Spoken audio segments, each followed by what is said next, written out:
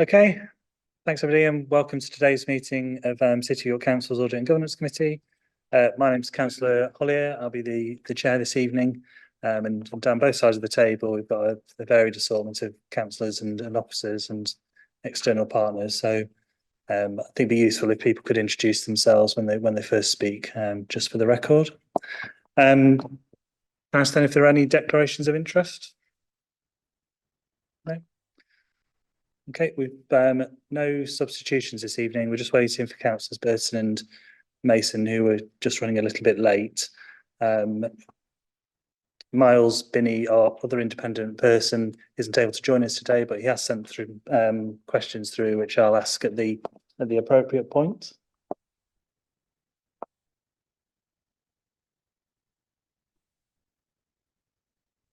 You made a start, so you're down there. Next item on the agenda then is just to consider the exclusion of the press and public for annexes 3 to 10 of agenda item 12. If there's any comment or debate on that, or if we're happy just to quick show. Councillor Rose. Yeah, I mean, I think there's no point in having much of a conversation item 12 without it going into private, because there's so much in private that's hard to talk through without it. But it is ironic that one of the reports is a transparency report and it's hidden from public view. So I think we'll get into that when we get into it and we're in private session, but there are some things in there that perhaps could have summarized a public version of. But yeah, I think it makes sense absolutely within those that we're talking about. Identification of ways of fraud, it shouldn't be on the public record. Okay. There's no dissent on that, so happy to do that when we get to the relevant item. We move on then to minutes of the last meeting. So are there any comments, or happy for me to sign them? Seems happy, so I'll sign those shortly. That moves us on then to public participation. We've got one member of the public speaking today, which is Mr. Andy Mendes, speaking on the update on the action plan for no purchase order, no pay. If you'd like to join us at the relevant table. And you'll know, of course, you've got 3 minutes to address the committee, and I'll give you a warning with about 30 seconds to go. Give me time to put my glasses on. When you get to my age, you need all the help you can get. Right. Okay.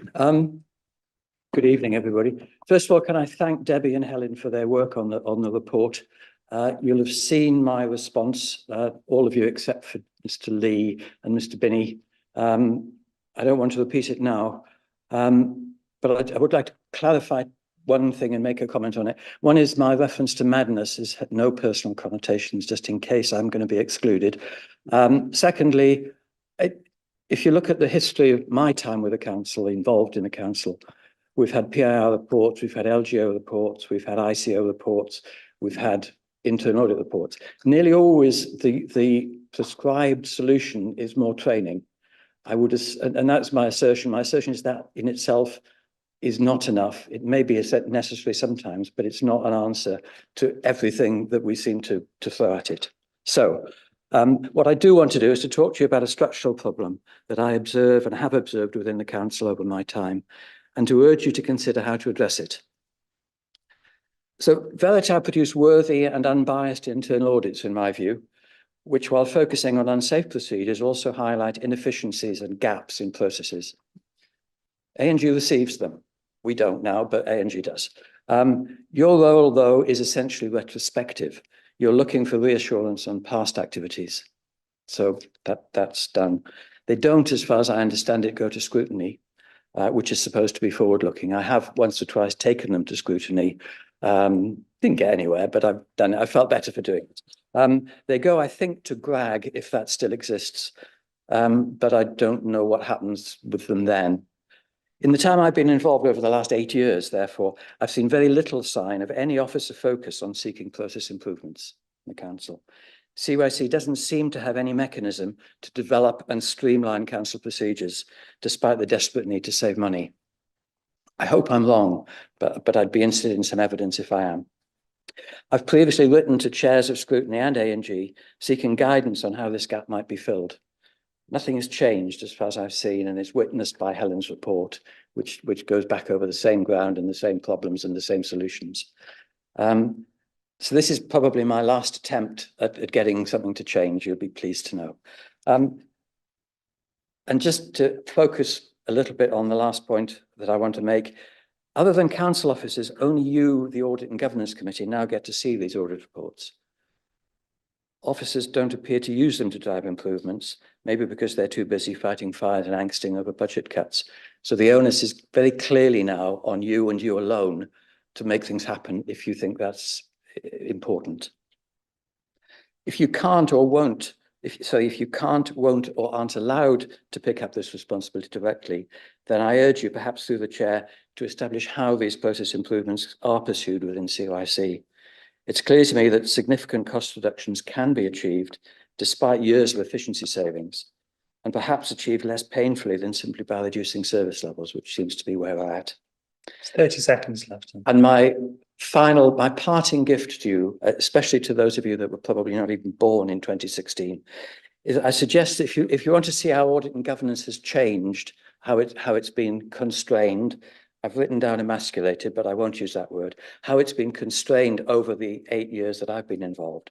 I urge you to look at the papers and the video of the Audit and Governance meeting, for instance, on the 28th of September 2016, which as far as I know is still available, and just emphasises how differently the role of ANG was seen then compared with how it is apparently seen now.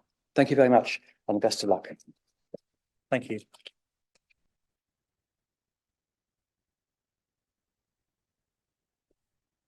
We can move on to the agenda proper then, and so item 5 is a consultation update. I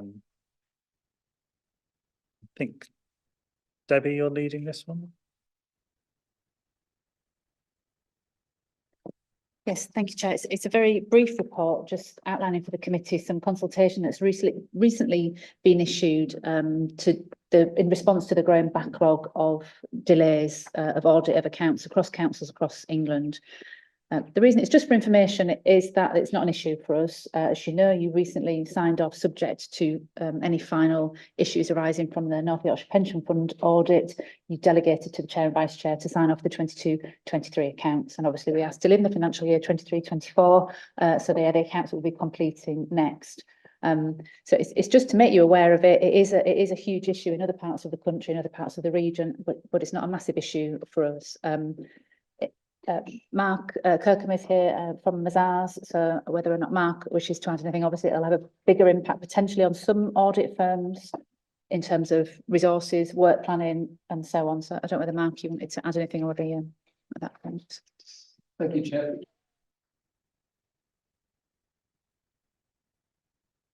Sorry about that. By way of update, when I was here last, I did give the indication that we would be signing our audit opinion when we received communication from the North Yorkshire Pension Fund auditor, and we haven't received that yet, so I haven't been able to close the audit for 22-23.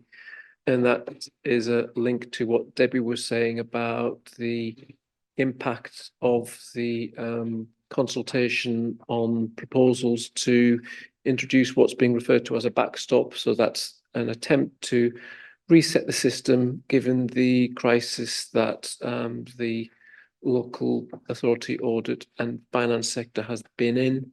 And I understand that SIPFA will be starting its consultation process next week.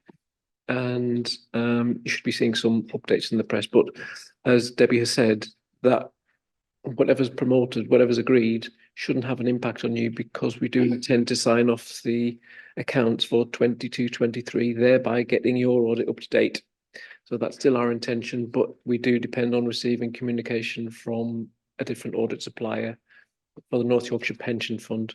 And as the incoming auditor for the North Yorkshire Pension Fund, I'm incentivised to receive that as soon as possible, because I can't get started until I get confirmation about closing balances for 22-23. Thank you. Okay. Jolie, the independent person, this is maybe an information paper. It's actually a positive bit of work. It actually says things are a lot better here than they are in other places. But as an accountant to trade, I've then got to put the pessimism bit on it, which is if you project the situation forward for 3 or 4 years, unless there are some other income streams generated, or an almost impossible level of cuts in the residual things that are left, we are going to be moving toward problems. The last sort of balancing item that is, if we're in trouble, most of England is in a great deal more trouble. But I don't particularly think that's a comfort for residents over time. The world looks bleak in terms of including a change of administration at the national level. Really, things are going to remain hard. In this organisation starting in a better position than many others are already in. Councillor Rose? Yeah, totally agree with everything you've just said, except for one thing, which is that from my viewing of various councils and talking to people and looking at the data, I think we're probably bottom half, third-ish. So I think the majority of the country is in a slightly better position than us. There is no doubt that a solid 10th to a quarter of the country is in a far worse position to us. So, you know, the question is how many years until we hit the same problem, not where are we on that list really. And it's good that we're okay right now, but we're not that okay because we've had to cut 14 million this year, and next year it will be some other big number, and it's stuff that we haven't already cut. So, you know, it is going to be progressively more difficult unless something changes. Just to be clear, when I'm saying that we're in a better position than most, I'm talking about getting our accounts signed off by the auditors. We are, I would say, Mark, in the top 10% of the country. I don't know what you would, as a guesstimate. I don't know any other council apart from one who is in the position that we're in, and I'm in contact with a good 30 or so. So in terms of the financial position, I wouldn't like to comment, but in terms of getting our accounts audited and signed off, we are in an excellent position. So that was just to clarify.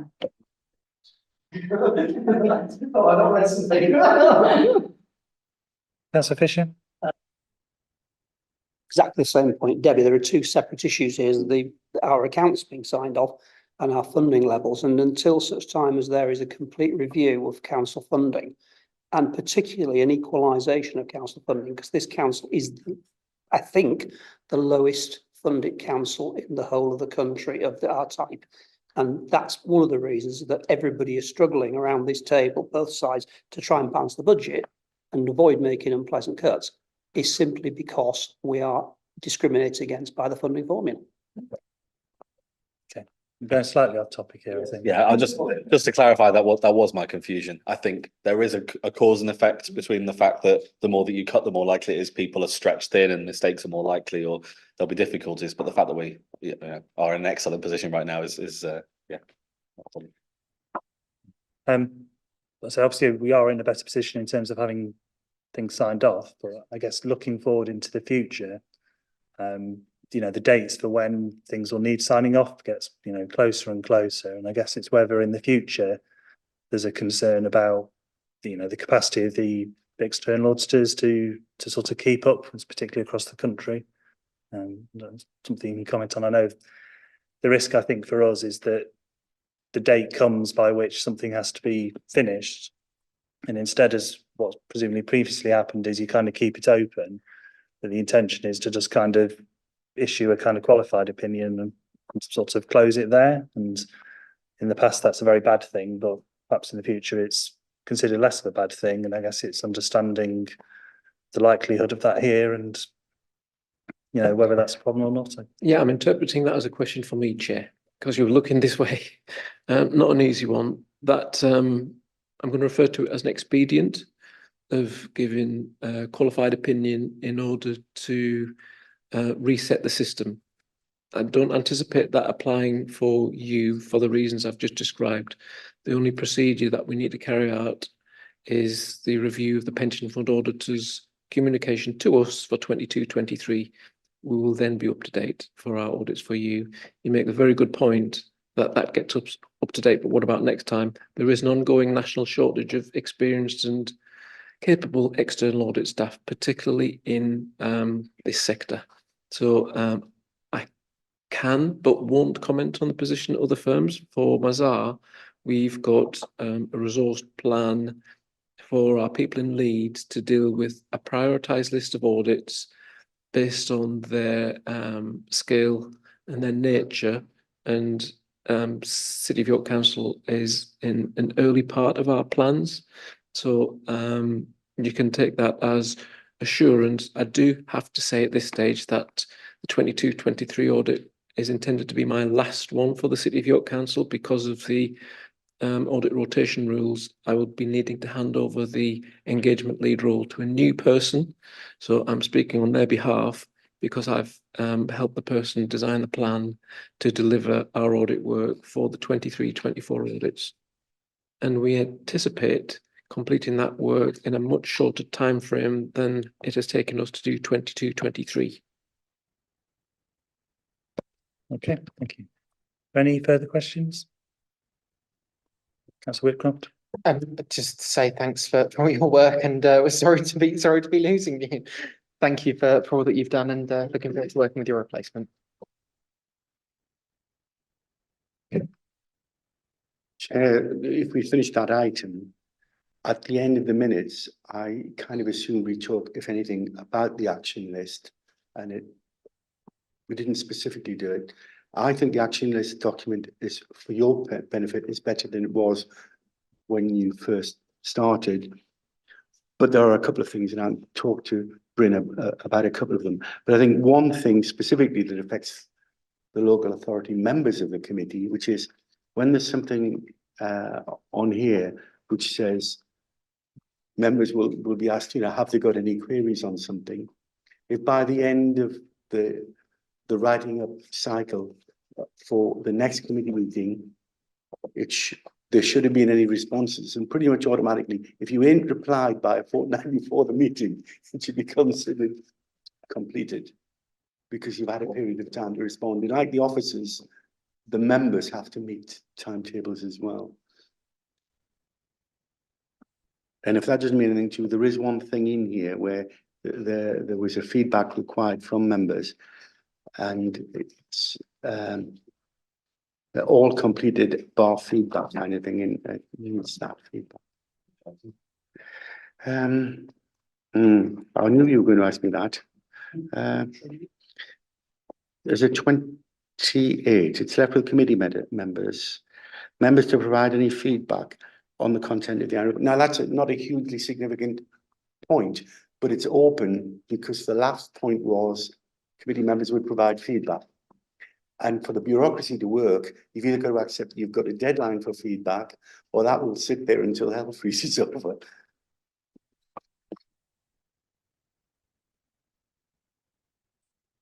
Yeah, just 21 on the action, 28 on the action list.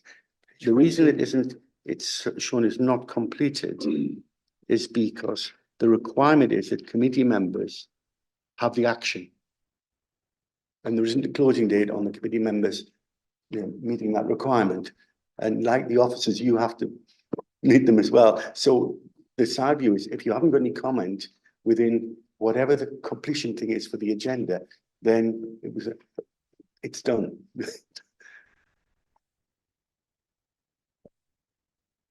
That's Rose.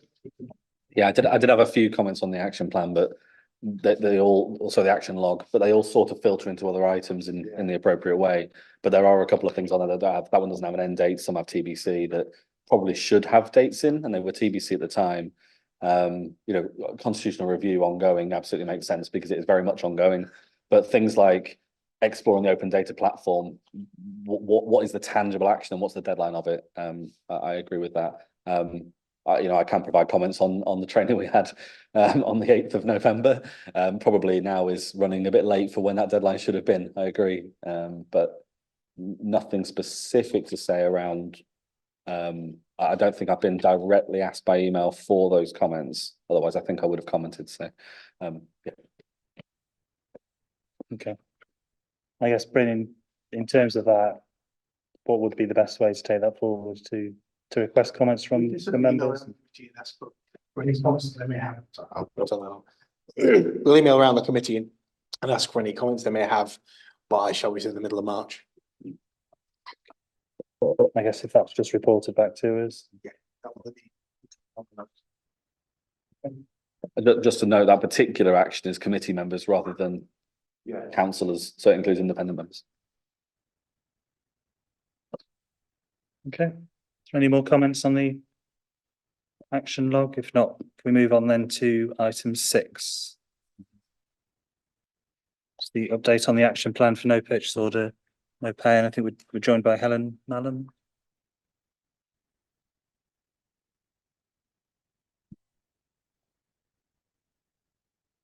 Thank you, Chair. So I'm bringing back, as promised, an update about the no purchase order, no pay action plan that was received by this committee in November last year,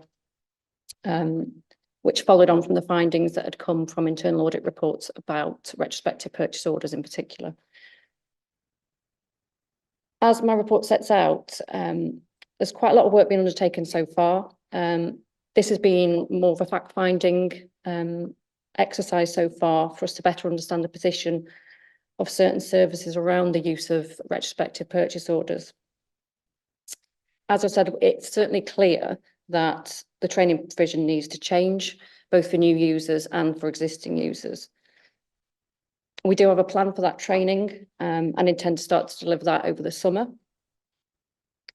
And as a further action, at the same time, a communication will be issued to suppliers to reiterate our policy around no purchase order, no pay, as it's been some time since we made one of those communications. What I'd say, as I've sort of pointed out in the conclusions, this is very much an update. It's clear it's quite a large piece of work for us to undertake. And so within the resources, I've updated the action plan Annex A, partly to demonstrate that some progress has been made, but also just to extend some of the deadlines now that we've got more information available about the work that's required. So work is ongoing, but it does run alongside us setting the budget and the year-end processes that are on the horizon as well. So I'm happy to take any comments about the report and the annexes or anything else that's been raised so far. Okay.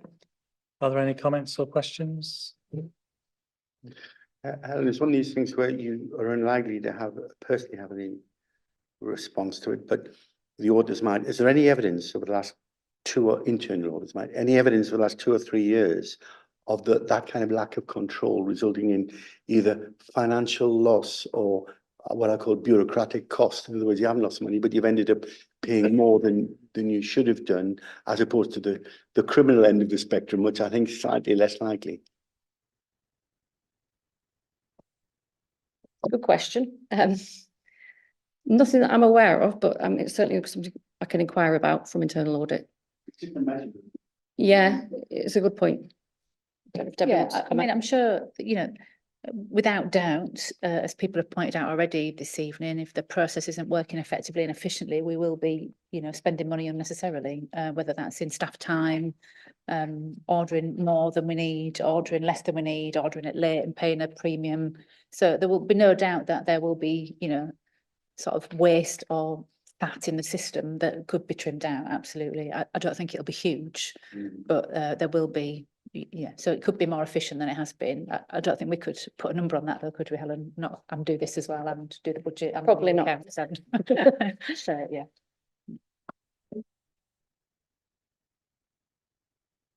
Councillor Melling. Thank you, Chair. Yeah, I was pleased to see from the report that there are some actions being taken, not just to train people in the existing process, which, you know, is open to not being followed, if, you know, people not following their training, not being trained properly, but also actual changes to the process, such as requisitions being sent directly to budget managers, which, yeah, sounds more efficient instead of having to seek approval over email, and also should mean tighter control over the budget. So I was pleased to see those sorts of changes as well, looking at the system and how to make it better rather than just training people in how to use a system which hasn't been working as well as it should have been.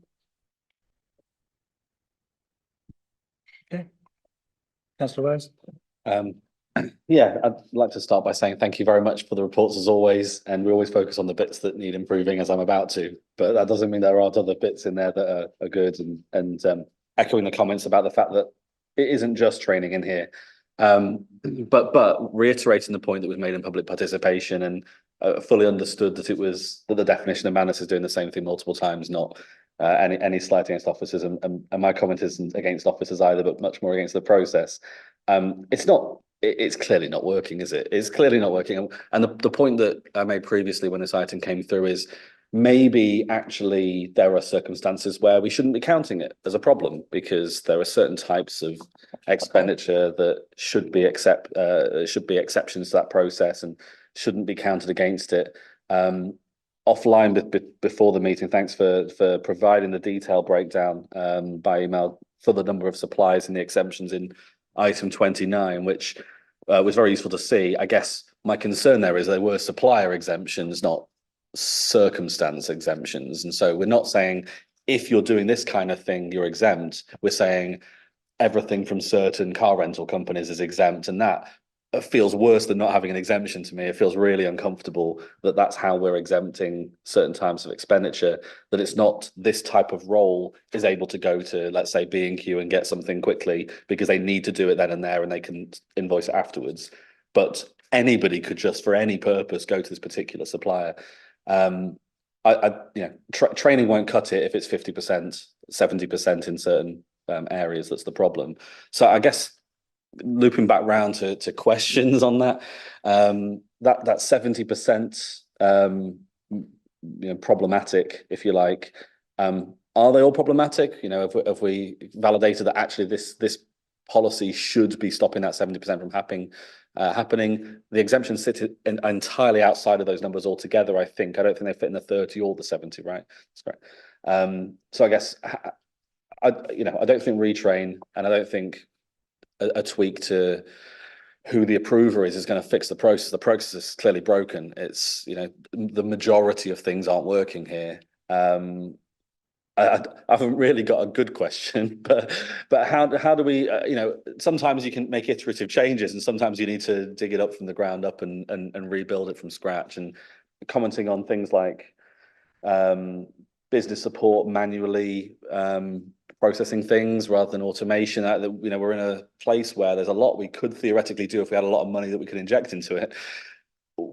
How do we fix this? What I'm seeing in front of me here is just nothing that will fix the fundamental issue and might get a 70% to a 65%, but won't get it down to zero. Can we just put a blanket ban in place and issue mass comms, or is this something that's going to be a real nightmare for a while? Honestly, I don't think we'll ever get down to a position where there's a full adherence to the policy, because there'll always be an element of needing to monitor whether people are raising purchase orders. Totally take all your points on board. What I would say is the work that we're doing where we're going out to services and actually trying to understand why they're not following the process, that should help us to establish if further exemptions are required to the policy. And in that case, once an exemption was applied, the number of, let's call it incorrect, non-purchase order invoices would go down because they'd be classed as an exemption. So there is an element of needing to address that and balance back out where the policy needs to be more flexible, I should say. Just to pick up on your point about exemptions, there's a group on the bottom of that list that I shared with you, Councillor Rose, that where these suppliers are both exempt and not exempt. For example, we've mentioned Leeds City Council there. Clearly, they're not exempt for every kind of supply. It's just for certain categories, if that helps. It does. There's the ones in grey. I'll circulate it now to the committee just so that everybody else can see it. Yeah, it helps to know that there are some in place. But I guess with unlimited resources, it'd be easy to say, please take away the list of exemptions and get some detailed insight into even spot check 1 in 10 or 1 in 100. Are these things that are exemptions? Should they have been exemptions, or are we including a bunch of things we really shouldn't be?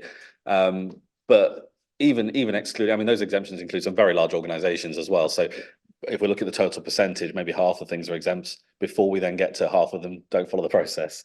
But should we not be also doing something more stringent, communicating to suppliers that we're going to reject invoices if we haven't got a purchase order in advance? And yeah, it's going to come back heavily on a few people who are following the process the way they currently follow it. But if we're matching that with training and comms and doing that a bit more firmly, can we should be close to zero, because it should be impossible for it not to go in the right order if it needs to be. And there might be something where if it follows within 1 day that it doesn't count as late. Yes. There might be some other way of doing the metrics. Point. Yeah. We are, certainly the creditors team are going back out to suppliers who don't, that there's an automatic email going back out to them where they don't supply an invoice with a purchase order number on. But I think, as I said, we will do that blanket communication out to everybody that we have on our suppliers list over the summer to reiterate the policy, and that inevitably that's going to raise awareness for everybody involved whilst doing the training alongside it.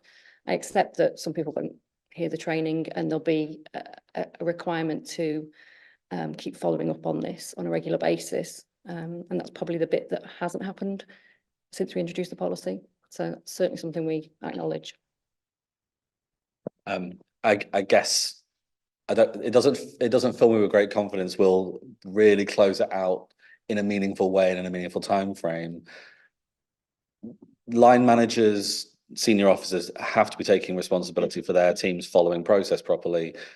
And we shouldn't be waiting until summer to be doing, some of those kinds. I appreciate some of them do require timeframes. There is some stuff there, but we should be taking more immediate action and making sure that we've got the numbers here departmentally, some departments more than others, and there can be conversations they can have tomorrow with their own people, but also breaking that down into smaller groups and seeing where those are. And if there's an area that basically never follows it, having a proper conversation about whether there's a reason and an exemption that should be there.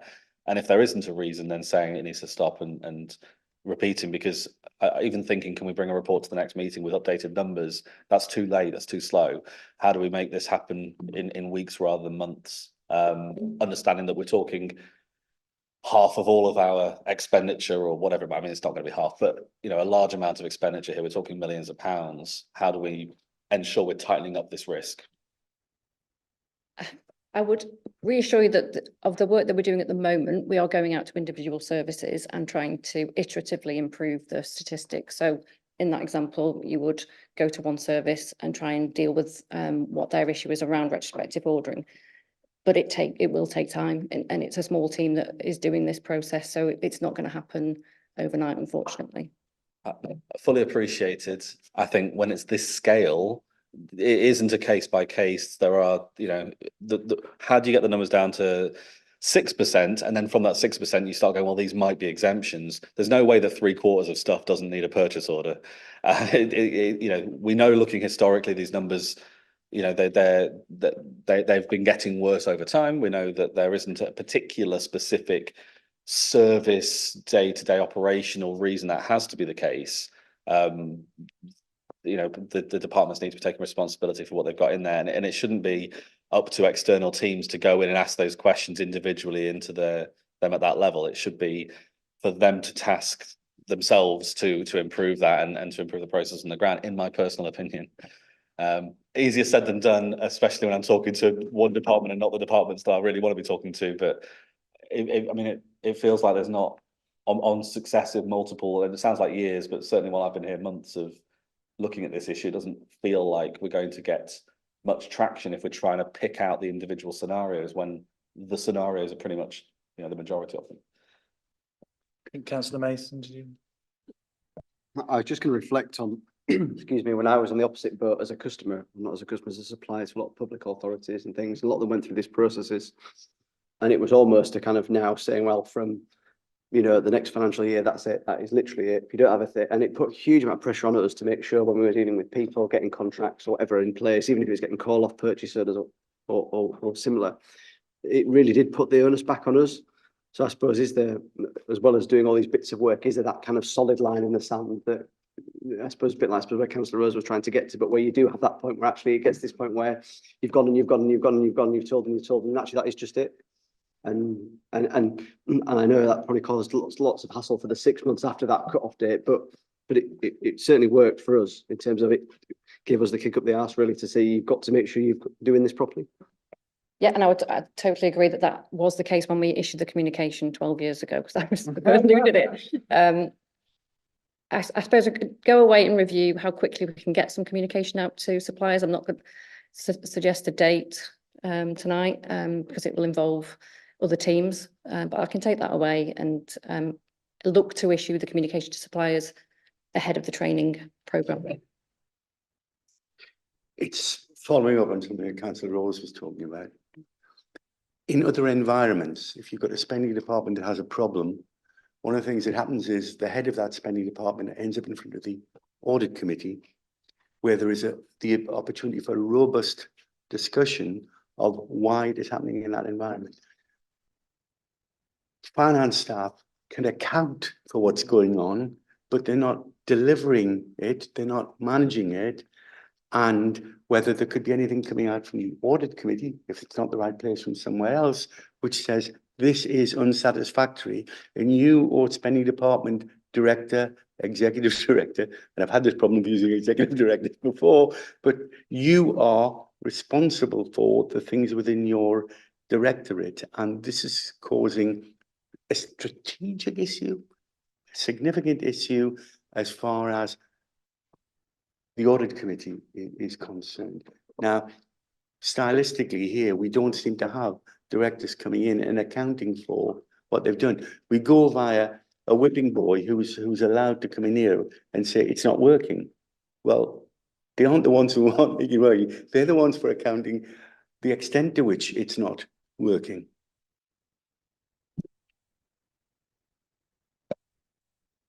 Okay, I was going to say, in terms of clarity, what is the communication to suppliers going to say? Because I think you'd already suggested there was a communication going out anyway. Is this one that is a bit firmer in saying? The communication at the moment will be only to suppliers via email who are submitting an invoice into our invoices email address without a purchase order number attached. So it'll be a finite number of suppliers who are receiving a communication at the moment when they're doing something wrong and not meeting our requirements within the invoices. So the blanket communication would go to all suppliers within our purchasing system, and they would all receive the same notification that we have this policy in place. We've had it in place for a number of years, and to sort of reiterate that policy is in place, and we will be rejecting any invoices that are received without purchase order number.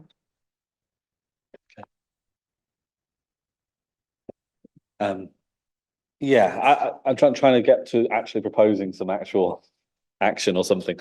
For me, the problem here we've got is that we'll be burning money in this, and we've got risk of potential more burning than that.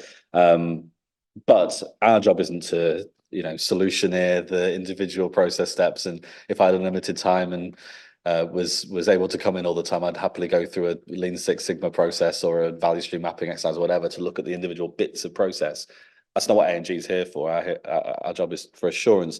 I would like it to be taken away and looked at with you, Debbie, and with the exec member for finance, and to I think put more scrutiny into what this looks like and how we can do it faster than the current timeframes.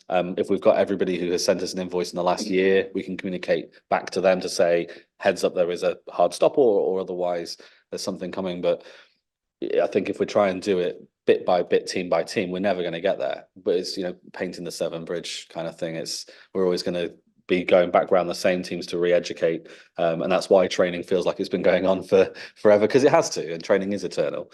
But if we're able to get a repeated report and progress update at the next committee meeting, but between now and then it can be taken away by the collective powers that be, that would be, I think, my suggestion.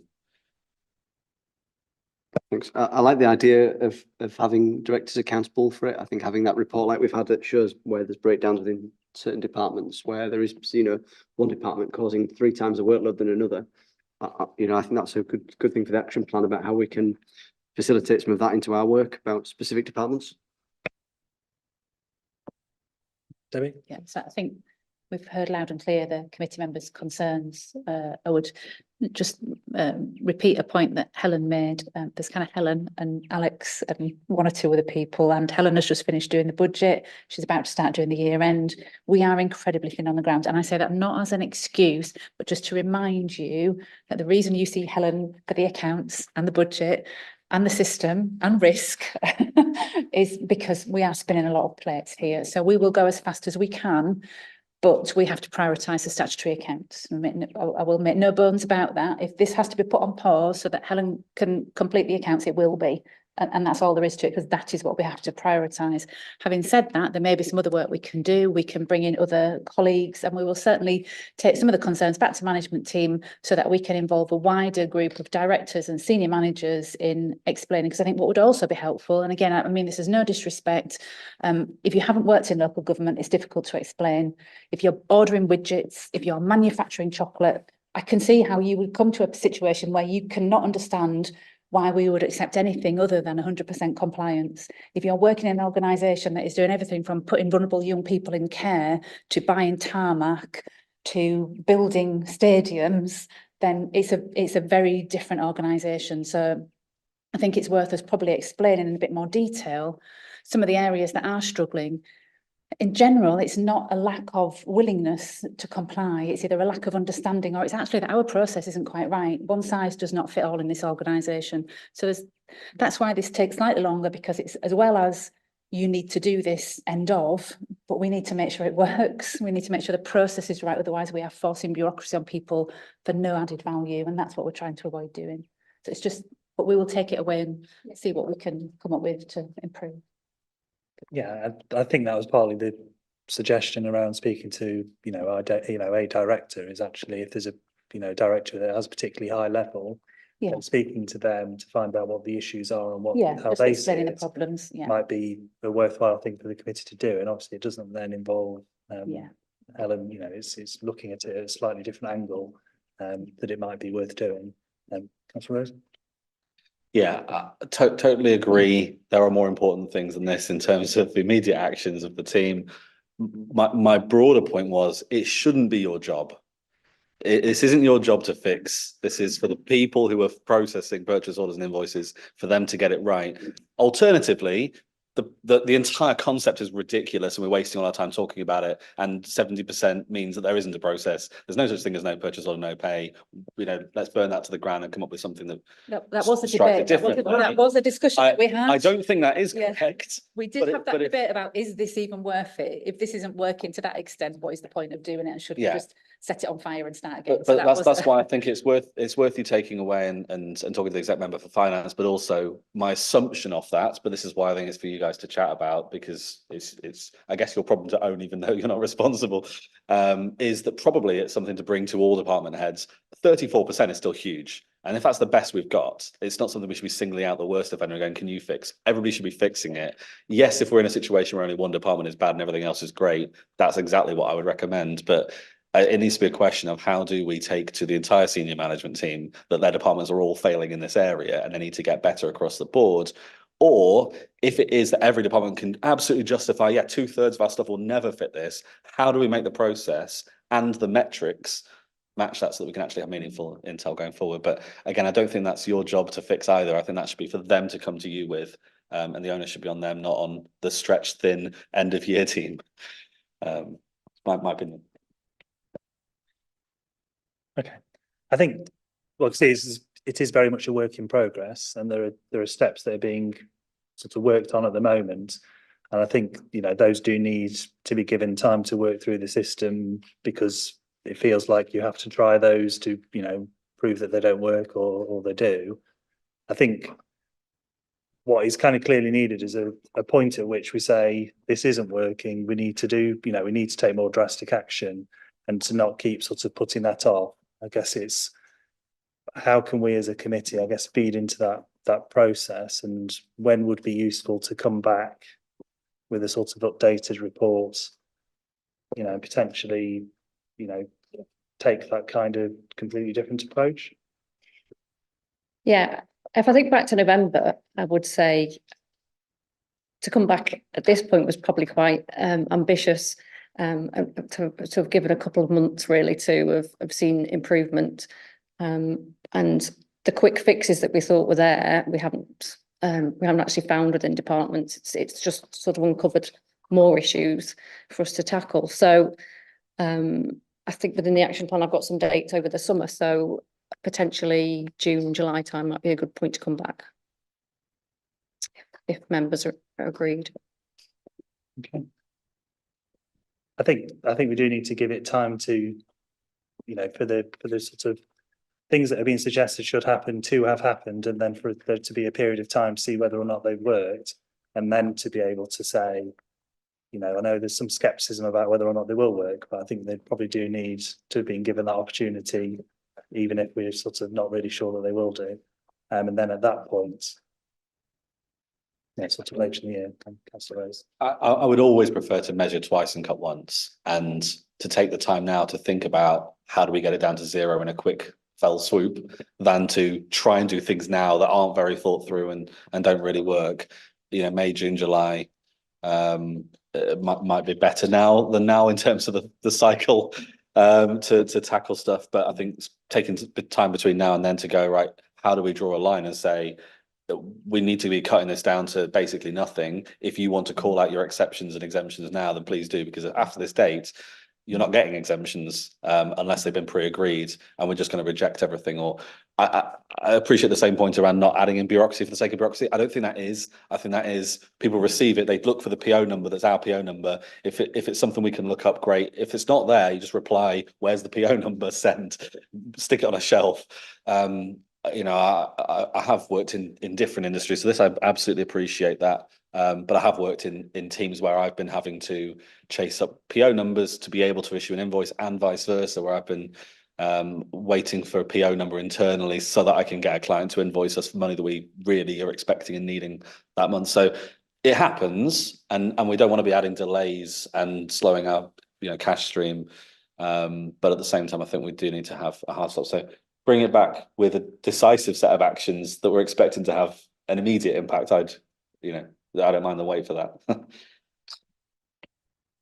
Yeah, I think that's from the committee as a whole. I think that's probably what we'd like to see, isn't it? Is, you know, to give that opportunity for the plan that's been suggested and put in place to work. But if it doesn't, then, you know, more drastic action needs to be taken, and we probably need to, you know, be looking at what that would be and putting it in place, you know, sooner rather than later if necessary.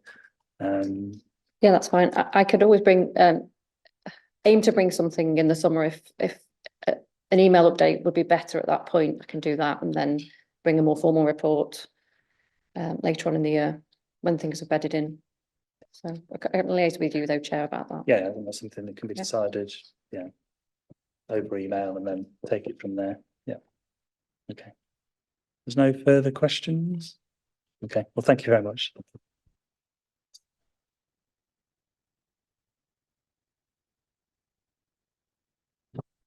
Item 7, which is the Corporate Governance Performance Report.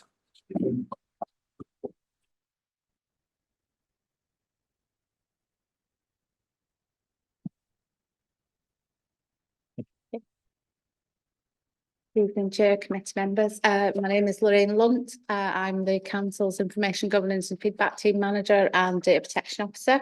I'm here tonight to give you the updated Corporate Governance Performance Report, and we're going to look at the responses and updates to the questions from committee, the corporate performance indicators, which are at the annex, the Information Commissioner's Office update, and the Ombudsman updates, including the Local Government and Social Care Ombudsman's new complaint handling code, and at the end and in the annex, the recent cases decided on by the Ombudsman.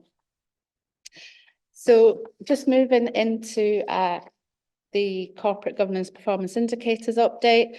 As you will note and see, the actual table of figures looks slightly different this time around. The ICO has produced some additional guidance on the template and introduced a template for the key data that we're supposed to report and collect. There's additional data items and data sets that the ICO recommends that we collect. And I'm moving forward to producing that template in future reports. So that's why the report looks slightly different at Annex 1.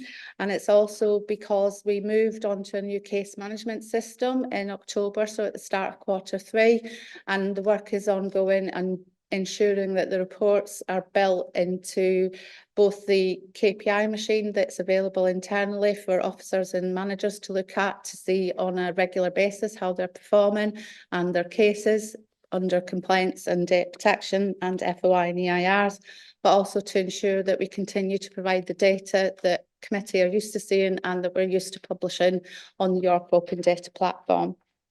That work has taken slightly longer than anticipated due to some other ICT updates and profiles we had to make to work on the new version of the system, and also to ensure that the build and the configuration of the new system was in place in an appropriate timescale. But just to confirm and to provide committee with an assurance that at the year end we will produce the full figure data sets that you're used to seeing with all the different bits and pieces and types of caseload so that you have the full year at the year end reporting cycle. And also just to respond to some queries and comments in previous meetings, we do report the required information in the data sets both to this committee and onto the York Open Data platform that the legislation requires us to do, and also in the guidance from the ICO in the recent update on key data to collect and publish. As you'll see from the annex, there's been an improvement in the number of FOI and EIR and data protection subject access to records requests being responded to within the statutory timescale. This is ongoing work across the council to ensure that we have not just tackled the backlog that was subject to the ICO enforcement notice, but also that we sustain that improvement as much as we can going forward. There has been an increase in this particular quarter of the number of complaints received through the adults and children's social care legislation and dealt with and responded to under those pieces of legislation. That's likely to have been from an increased demand on these service areas and also the restrictions that current budget and financial circumstances are placing in some service areas, as well as within the corporate governance team, the resource and capacity and some increases in caseloads. However, we will note that there are improvements of the number of complaints that have been responded to in time. So whilst there is an increase in demand and increased work in some instances, they are continuing to make improvements where we can. Moving on to the ICO enforcement notice update. Just to confirm, we have complied in full with the enforcement notice. However, the group manager at the ICO has confirmed that they do not change or update their website until the end of the 6-month period, but they have acknowledged that we've met all the conditions set out. We continue to work through the improvement plan and update the improvement plan that's available and published on the website. And some of that work will have to continue to be ongoing, such as looking at the structure of the team, what's best for the team, with other work going ahead and timescales across the council. Moving on to the Ombudsman's update. There was no cases in this last reporting period from the Housing Ombudsman services, but there were 6 cases from the Local Government and Social Care Ombudsman, LGSC. 2 were closed after initial inquiries with no further action. 1 was closed as out of jurisdiction from that particular ombudsman. 1 was not upheld and there was no further action for the council to take. And as you will see, there were 2 that were upheld with fault and injustice. There is a second last case on the annex that didn't show a date for completing the actions and the recommendations by the Ombudsman. I can give you a verbal assurance it was just a crossover of the time when I was compiling the report. I didn't have the evidence and the remedy satisfaction from the Ombudsman to show that that had been complied with in full. However, I have now received that and I can confirm that those actions have been done. Moving on to the complaint handling code. You may recall from previous reports, we've provided updates on the Housing Ombudsman Services complaints handling code, part of which is that we have to do an assessment against that code and publish that on an annual basis. I've included the links to that information in the report. Over the last several months, both ombudsmen have been asking for consultation, asking questions of local authorities on doing a joint handling code, and also for the LGSCO bringing in their complaint handling code. So what's happened recently is the LGSCO has now published their complaint handling code on their website, and it will take effect, and they will start using it as part of their investigations and adherence from council cases from April 2026. So we have started work on how we're going to comply with the code and what that will mean and what differences it will make for the corporate complaints process. It does not replace the adults and children's social care legislation complaints handling requirements. Those stay the same. So what the complaint handling code is looking at is, and instructing councils to do, is to bring back, if you haven't already, at least two stages, 2 levels. As you know, or as you may be aware, the current corporate policy and procedure is that we make an assessment similar to the social care legislation approach, which is we make an assessment on the nature of complexity when we receive a complaint, at what level grade it goes into. However, the code will require us to do at least 2 stages. That may then double caseload. They are also reducing the timescales to 10 days and 20 days for each stage, which under our current corporate process, we do 20 and 30, unless it's a housing ombudsman potential complaint, which is 10 and 20. However, that again will significantly impact on our in-time potential performance, because it is only 2 weeks. If somebody that you need to investigate and get information from as part of a complaint investigation is off on annual leave, it means you automatically will miss that timescale. There is scope to put an extension in on each of those 2 timescales at each of those 2 stages.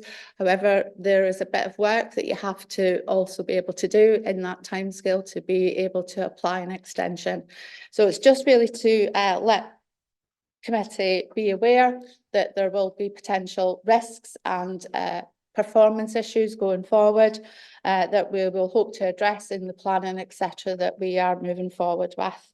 So we will have to review and update the corporate policy, do training and awareness across the council, and look at what the potential and then actual impact on caseload, work resource and capacity requirements comes from that. And then just to reiterate, if we don't comply with the code and standards, they will find injustice against us in cases.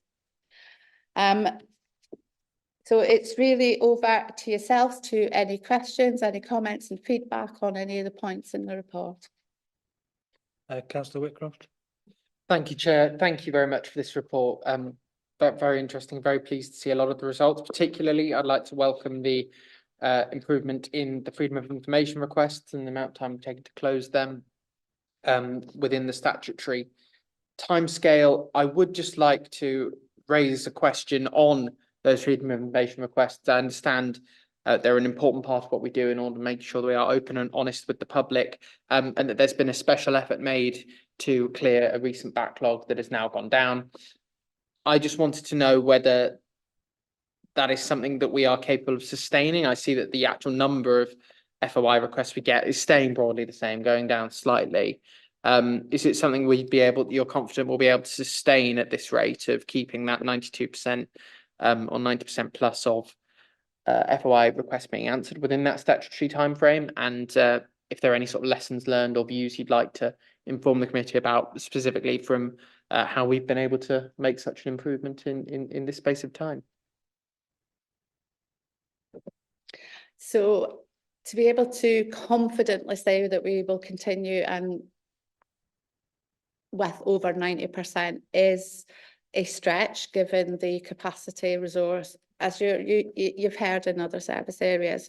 And even whilst the number of requests stay roughly the same, there are always areas that we're looking at to improve. So the ICO helpfully released some guidance on dealing with some requests for information under FOI and EIR as what's called business as usual. So if you can provide the information in full, you can provide it fairly quickly, you can take it out of the FOI and EIR process, even if the requester states that that's what they're asking under, and answer it as business as usual. We would explain that we've done that in the response as well. There's more work to be done in proactively publishing information, and as well, there's more work that we can do in making sure that where we get requests, that we aren't always going to service areas. We're doing some investigation work first to find it. My team do that on most occasions, but there are areas where we can certainly make that improvement.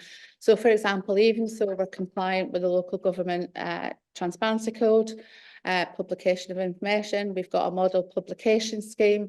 We have the disclosure log for FOIs and EIR responses that have been provided on the website. It doesn't reduce the number of FOIs, and it doesn't reduce the number of count on performance. What should happen and should be helpful is that we would still be able to respond, but respond in a quicker timescale, which says, yes, we've got your FOI. Yes, we can respond, but it's already accessible. We still have to do that, treat it as a FOI and answer it as a FOI and record it and report it as a FOI. So even if we published everything at the end of every day, you'd still get the FOIs and still have to answer them.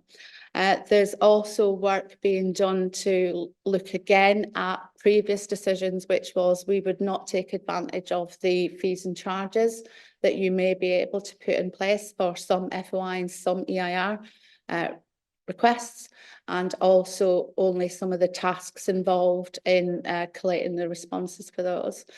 So we are looking at that, and if there is any traction in that, I'll be bringing obviously reports and updates back to yourselves and to the various other committees and decision-making bodies. But to go back to your actual question, which was, can you sustain it? We have sustained a quarter by quarter in time performance of roughly 70 to 85% over the last couple of years. Whilst that stretch target from the ICO of 95%, it's a stretch target. We will always do our best. We will always aim to do that. But I suspect that the more realistic and achievable target, given everything that we know, is around the 75 to 85%. Thank you. Councillor Rose. Yeah, firstly, thank you very much for the report, as always, and really good to hear the backlog's been cleared and that we've had confirmation that it's okay at a national level as well, even if it's not off the website. I think getting it in writing is all we really need. It's really positive and really positive that the numbers are heading in the right direction as well. That said, two separate points. The first point around cutting the number of items back. I think we have to be comfortable as a council and councillors and committee members that we can't sustain continual measurement every week of every number that exists in the world. But it's also bad practice to have an unlimited list. So I think cutting it back to the ones that make sense is the right thing to do. But it is interesting that the ones that we've got on this list doesn't include everything that we had marked in yellow previously as what we thought was important. And the biggest, easiest example for me is number of complaints and compliments received is useful. The percentage of those being done in time was a really important metric that we looked at quite frequently. And for that to disappear because it's not one of their recommended stats, for example, if that's the reason that it's not on here, doesn't sit right with me. It doesn't feel correct. And I think that there might be a few other things we want on this list, even if it's not the full list. And I think there were too many on the previous version of it. The second point is just a point on accuracy and numbers. And I don't know if you are able to answer it off the top of your head, but looking at the numbers that we had on these KPIs at the start of November, they listed the percentage of FOI done in time as 83% last FY and 83% and 88% this year, but it's marked here at 79% and 78%. Ditto for some of the other numbers. They don't quite match up, but particularly 92% is great. Well, above 90% is fantastic, and above 90% for that and for SAR requests is not a number we had previously. But the difference between 79% and 88% is pretty substantial. Why have those retro numbers changed since the last reports? Thank you. So to answer your first point, there will be those percentage in time for complaints, etc., back into the report, hopefully by year end. That isn't that we've chosen to drop them off what you see. It was just the issues and config and build issues that we had with the new case management system. So they haven't gone away, they will come back. I do apologise that they're not here and I haven't explained that properly in the report. They will come back into hopefully the year end, and if not, then as soon as possible after that. It's just the technical skills in being able to do the config and the build is taking more time than we anticipated. Regarding the difference in figures, I will go back and just I will do an email or another update at next report on why there's that discrepancy. But to give you some comfort and assurance, it's how the reporting timescales fall.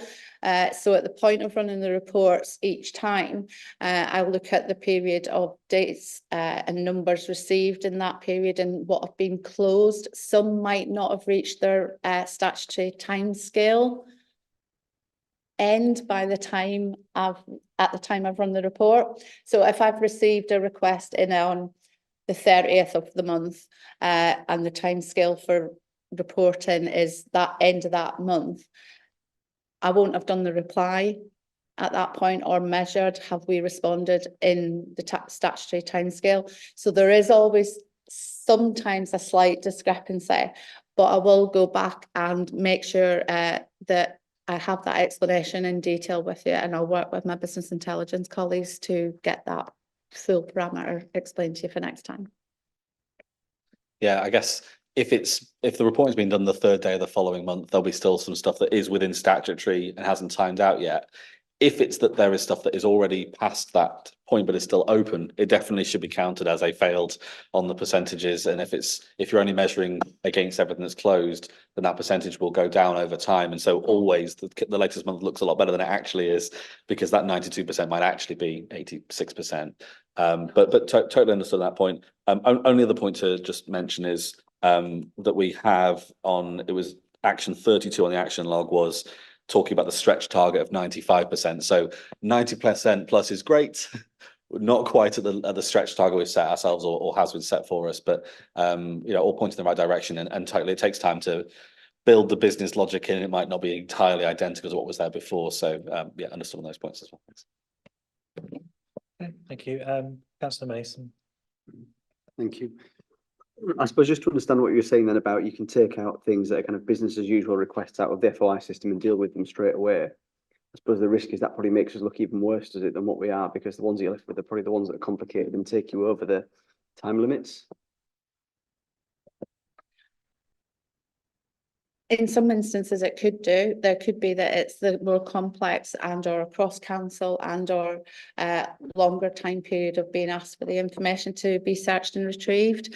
However, it's more to do with can we provide it without considering any reductions or exemptions or exceptions. So if it can be provided in full and it can be provided fairly quickly, I think the ICO uses the word immediately, but that, up to 5 working days is usually our guide, but it's usually more to do with the fact that we know that we wouldn't have to consider any reductions and applying any exemptions. So, yeah. And then my only other point, which is probably more observation, that I suppose I suppose maybe the timing's not been great for this report, getting it right at the end of the 6-month period, but probably would have liked to have seen it as a fuller report, basically saying, just recapping where we are, where we've got to, the 6 months is up. Here's where we are, that thing about going forward, this is what we think is achievable, and probably with the action plan actually embedded into that document as well. But that might be something you thought you couldn't do because you were only at 5 months when you started writing the report. I don't know.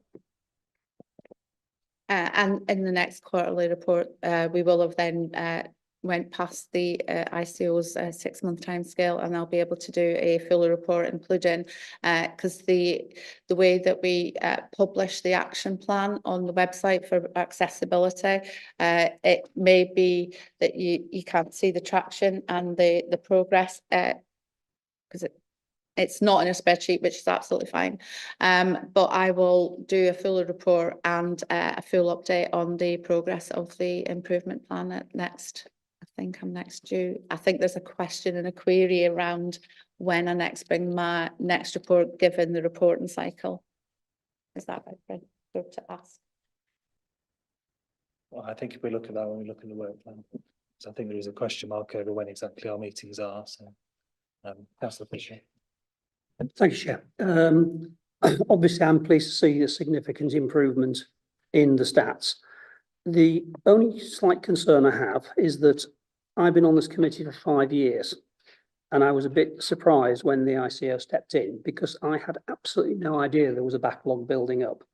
One thing I wonder is if we should include in the stats number of outstanding cases which have not been answered within the time, so we can be aware if a backlog is building up and try to encourage resources to be put to clear that backlog before the ICO comes in.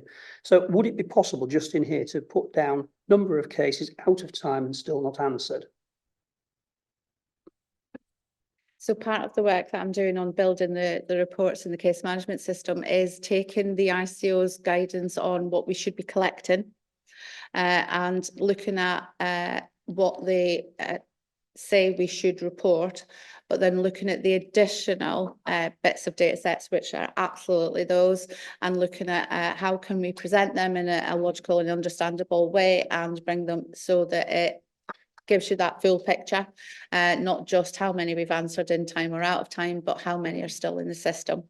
It'll also bring in the other part of the data that sits on the bigger reports and availability on York Open Data, but hopefully in a much easier, understandable template. We're going to use the ICO template. I shouldn't have to reinvent the wheel, so hopefully it'll make sense. But yes, absolutely, they're going to be in. Thank you. Thank you. Mr. Lee. Can I just check? Going on to summarise numbers so we get to focus on the major issues. So I'm not going to ask you to explain something, just to say you are comfortable with on table 2 on page 50. I don't know how significant corporate complaints received are, but the 3 numbers go 480, 360, 170 in successive quarters, which is a very high level of volatility across something. And that, on my knowledge base, is mainly an observation. I don't know why numbers at that volume should decline in such ways. I can answer that. I have already looked into the reasons why there's a decline and or apparent decrease in the number of corporate complaints received through each quarter. We have been doing work with certain service areas who have a high volume of complaints, such as, not to put anybody on the spot, missed bins or repeated missed bins. And we've worked closely with the waste services team in identifying how can we tackle those issues before they reach a complaint stage. And that work is starting to embed and show some reduction in the actual raising of a complaint and getting to that point. So we're working with those service areas to identify quicker resolution before it reaches a complaint. So such things like missed bins and damaged bins. It doesn't account for near a half, 50% decrease in a quarter. So we are looking at the other avenues and reasons for it. And then we will ensure that there's a report on it. I think it is just a blip in the number of cases raised to the council. Sometimes we do have a dip in Q3, so lead up to Christmas, etc. So it does tend to not tail away as far as it has done on this occasion, but it does sometimes dip down a bit. But we will be doing some more analysis on understanding the differences that it has made if it sustains with the support and improvements made in waste services. Okay. Councillor Rose. Yeah, just a supplementary on that one. Since you mentioned waste services, Are any complaints from the 23rd of December onwards in the following quarter because of Christmas, New Year periods? Or would we be expecting any complaints related to the Christmas confusion to be on these numbers? So we measure it from the 1st of October to the 31st of December. So anything that came in that wasn't on a bank holiday, etc., will be recorded. Is that the date that they send the email, or is that the date it's logged in the system? Because they might be different dates. There might be different dates, but we log the date of receipt on the working day that we receive it. If it's, you know, if it's a Friday, but we don't actually log it until the Monday, it's still logged as the Friday with the working day. So anything that was sent in before the 31st of December Will be in those figures. Okay, thank you. Okay, I can't see any more questions, so thank you for your time this evening. If we can move on then to item 8. I'll pass over to. Thank you, Chair. So members will perhaps start off by noticing an absence of the report author this evening. My purpose this evening is to recommend to members that this is withdrawn from this meeting and brought back to a subsequent one on the basis that it's been identified there are a number of material inaccuracies in it. And obviously part of my role is to ensure that you're not considering reports that are inaccurate. It's also the case that the process through which this was generated was not in accordance with the process that was actually agreed with the former supplier. We appear to have created a legitimate expectation with that supplier that we would follow a certain process and then haven't done so in the preparation of the report. And as a consequence, there is a risk, however small, that a legal challenge could be mounted on that basis. So my recommendation is that we withdraw this for tonight, and then it will come back once it's been amended to ensure that it's actually accurate in all respects. Okay, thank you. Just before we talk about that, the issue of what the process will be from now. So the way that we're going to approach this is that this is our starting point as a report. It's then going to be passed across to one of my senior lawyers who will undertake a lot of the work to ensure that the information that's in it is actually accurate, and they'll go back to the source material, whether that be emails or whatever messages it might be, to ensure that the timeline is correct, the information is accurate. It will then be passed through CMT to ensure that CMT signs it off as accurate. We'll then talk, and we'll, as part of that, we'll also be talking to the former supplier to ensure that they have input into it, so that we are tracking everything as it needs to be. And by doing it through CMT and then it coming out of a separate directorate, which is the likely event, that means that it's not going to be a question of marking one's own homework. There's always an element of danger of being seen as marking one's own homework anyway, because that's very much what the council does. So essentially, that's what every audit meeting does. Not audit, scrutiny meeting. It's part of the council considering another part of the council. So there's always that danger of perception, but this will not be done through the department that has actually been directly involved. Okay, are there any comments or questions? Councillor Fisher? Thank you, Chair. On page 62, paragraph 27, it refers to the meeting of the Housing Scrutiny Committee on, I think it was the 13th of November. Now, I spent a couple of hours watching that. There was one thing in it that really did concern me. And that was when one of the Salvation Army members suggested that there might have been a conflict of interest among some of the staff. Now, I'm not in a position to judge that, and certainly at the time it truly was not an appropriate time for that to be brought up. But I do think that when the report's back, we do need to know that there has been some kind of investigation into that to ensure that there was no conflict of interest and that the whole matter was done in an appropriate and prudent, appropriate and fair manner. Can't think what the adjective for probity is. But I think in some ways that highlights exactly the issue, that the report just doesn't contain all the information that you need to see. Councillor Mason. I'd be interested to know the process this report should have gone through if it hasn't gone through it. You know, what would the expectation be? I mean, this is a, I'll use the word high profile report. I'm disappointed that we've got to the stage where nobody's picked this up already.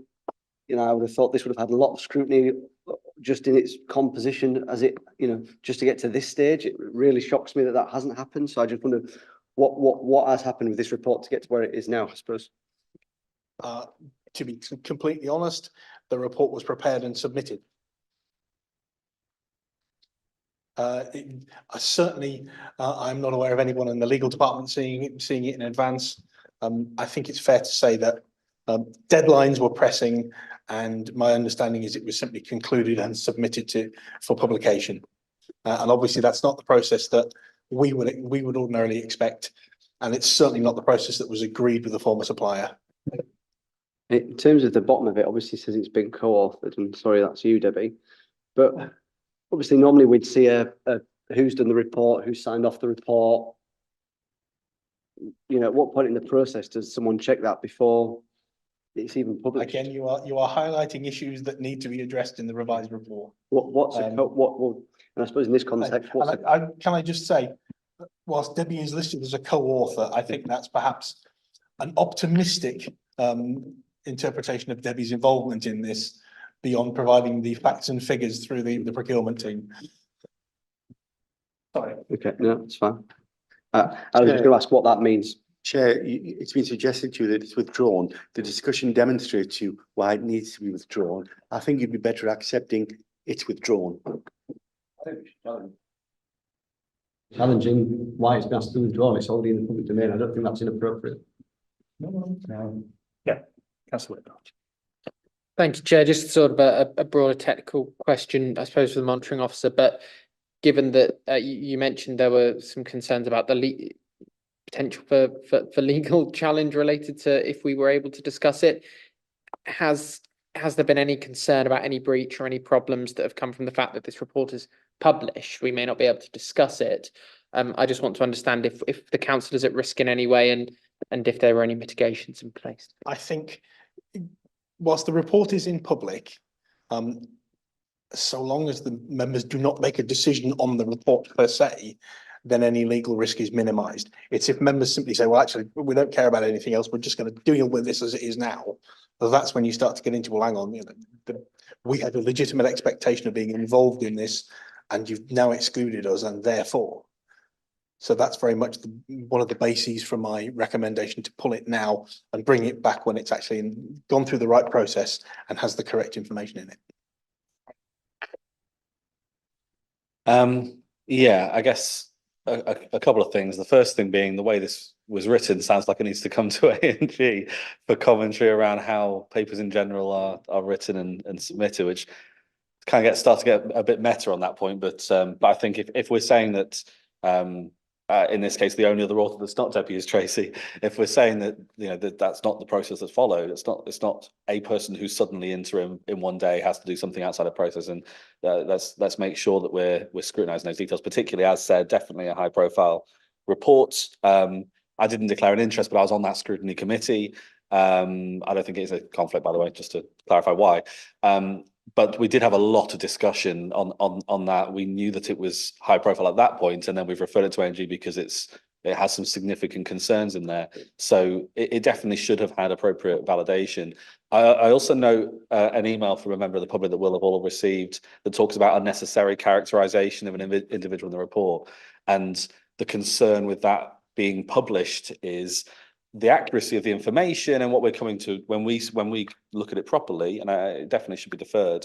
We can have that conversation. We're not making any poor decisions based on wrong information, but anything that's entered the public domain that might be misrepresenting an individual is a slight concern. And the point made around the report not referencing potential internal conflict of interest for officers, that isn't necessarily true of all of the people who are listed in the document.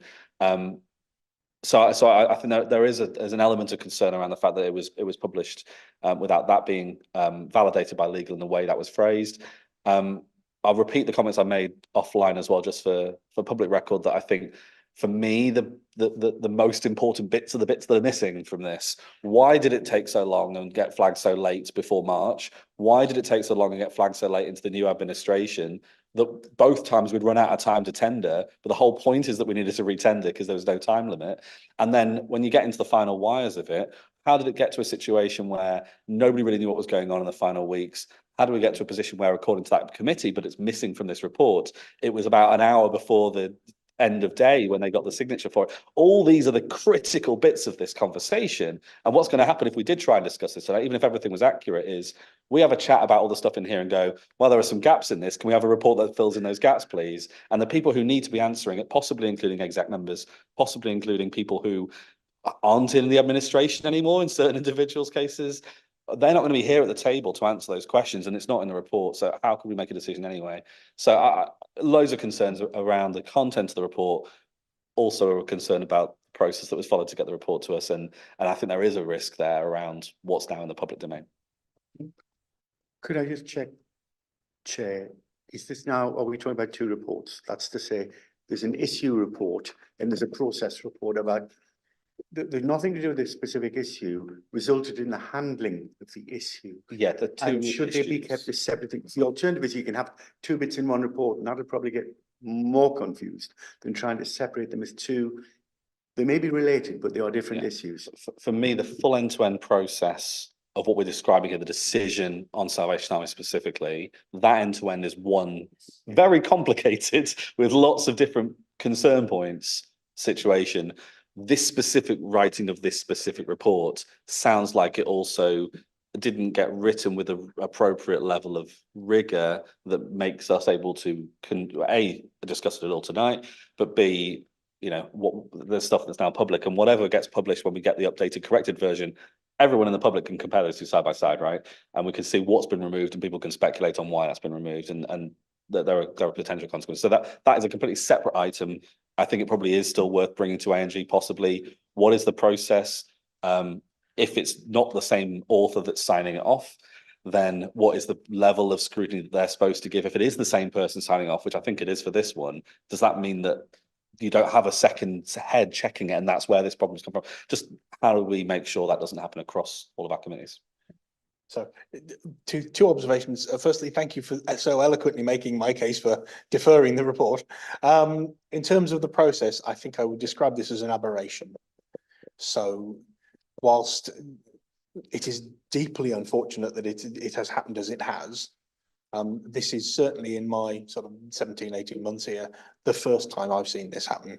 I think it is, it's not necessarily indicative of a systemic problem. We have a system that we use that generally works entirely well, and people will see all the various signatories across the bottom. I think this has been down to an individual having a deadline to meet and running up against that. I totally agree. I would like to reiterate my previous points that our reports are very thorough. There's a lot of detail behind them. They take a long time to write, always appreciative of what's in there. And when I pick out something that's, you know, needs a bit more detail, it's usually, they wouldn't necessarily know that's the specific detail I want. Totally, completely fair. And I haven't raised this point in any previous, reports for that reason. That said, it should be foolproof. We should be in a situation where something that has, frankly, that has had, since this came up in August, September, potential legal consequences for the council. Now, it may be that we don't think there are any, but the risk is there. It absolutely should have all of the appropriate people validating all of the details and wording, including legal people. So particularly when it starts to make commentary around potential conflicts of interest, around named individuals or role-based individuals, people who are identifiable, there's a lot in there that shouldn't have slipped through. And it'd be good to make sure that going forward, anything with that same level of risk does have an appropriate process that stops it from potentially coming through. Even if the errors and challenges we've just been talking about now were spotted before the papers were published, at least that wouldn't then be published. We might still have to pull it from the agenda and explain why, but it would be a slightly less complicated situation, personally. Wouldn't disagree at all, Chair. And happily, we do have this issue on our internal audits later, so something to look forward to. I think the key issue now is how we take this forward. I think it is incredibly difficult to get a report from this point, that everybody can have total confidence in, because it is inevitably going to be compared to the current report, which is clearly one person's view, even if it's not necessarily a council view. But I think we have to go through that process, but it just needs to be done quickly, I think, because this is, you know, this, as a process itself, it's dragged on for quite a long time. With obviously the issue has been going on since last year, and I guess it's how we get something quickly. And that may be a discussion for our work plan later on. But it may be a case that we, you know, draw a line under this for the moment, discuss it in our work plan as to where it can fit in, and look at it at that point. And, you know, we can take a view on the report that, you know, goes to that meeting. That's probably the best approach. That sounds very sensible, yeah. So if we are then happy to defer it, if yeah, okay. One final comment that I forgot to mention earlier is a lot of these dates say just before or at the end of. Can we have dates in the follow-up report when it does reach us? Thank you. Yeah, and I think If I can, clearly yeah. it's very unusual for us to see what is in effect a draft report before a final report. And I think having seen it, it would be useful if people fed in any issues they'd like addressing. You know, yeah. So if anybody else does have any, it would be useful, presumably. I think from my perspective, what I would quite like to have to include is a timeline. Dates and times, because lawyers love that sort of thing, because then everybody can track exactly what's happened when. Yeah. Okay. So yes, if there are any specific issues people would like addressing, please do forward them to Bryn. Okay. Could move on then to item 9, which is an update on the review of the Constitution. This will be a brief verbal update, Chair. So the Constitution Working Group has now met 3 times. We are working our way presently through the council procedure rules. I think it's fair to say that it is steady going. We've got a number of members of the working group sat with us. But I think that there are some discussions that are going on that actually, I suspect, have never been had before. And what that means is that Constitution going forwards will be far more robust and should seek to deal with things far more clearly and sort of proactively. So rather than leaving the questions that need interpretation, we're actually dealing with a lot of those issues now. It's difficult at this stage to say when that document will be ready to bring back. I'm not sure whether any of the committee members would, or the group members would like to feed their thoughts in. And I'm going to be talking for all of the items on the agenda as well, so apologies in advance. I think that the timings, I think, it's going to take a while longer because we're still fairly early days. However, I would like to ask the question of the timing of our mayoral authorities' Constitution and go live date, and whether that probably does, as far as I'm aware, need constitutional changes on our side, and therefore whether we need something that is votable at a certain point in time related to that, possibly May's council or thereabouts. I know that's start of the year. So I think we might be able to get through that first chunk before we start getting into all of the countless other areas by around the same sort of time. That might give us something that can then clean up where we're at right now. Some of those meetings for the year ahead in terms of timings. We're going to have some discussions at A&G about some of this as well, because there were some unresolved points or some points that need to be discussed and voted on publicly. But I don't know around what we think the timings are likely to be at this point. But is there a limit when we have to have got stuff ready by? There's absolutely no deadline per se. So in some ways, that's the advantage for the working group, is it has the time to think about this and to discuss the issues. I suppose if we were looking at taking something to council in May, which we could do, it's the annual meeting, but if necessary, we can add that onto the agenda.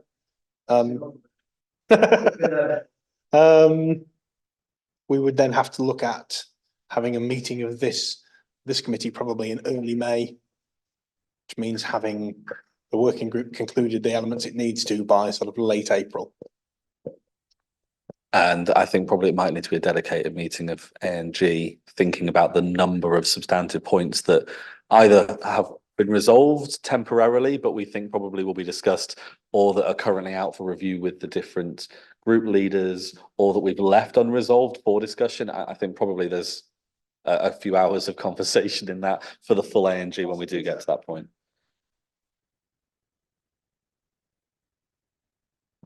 A few points. I suppose first one, it would be useful for these meetings just to have almost like a kind of rag rated breakdown of all the kind of sections of the Constitution, just where you are in kind of green, red, you know, just so we know how far you actually are through it. Because you could be 9% through it, you could be 10% through it, but just something that gives us that kind of update of how far you've got. Not anything in terms of detail, but just literally, you know, section 1 green, section 2 green. I suppose to coin a phrase, it's almost like painting the fourth bridge.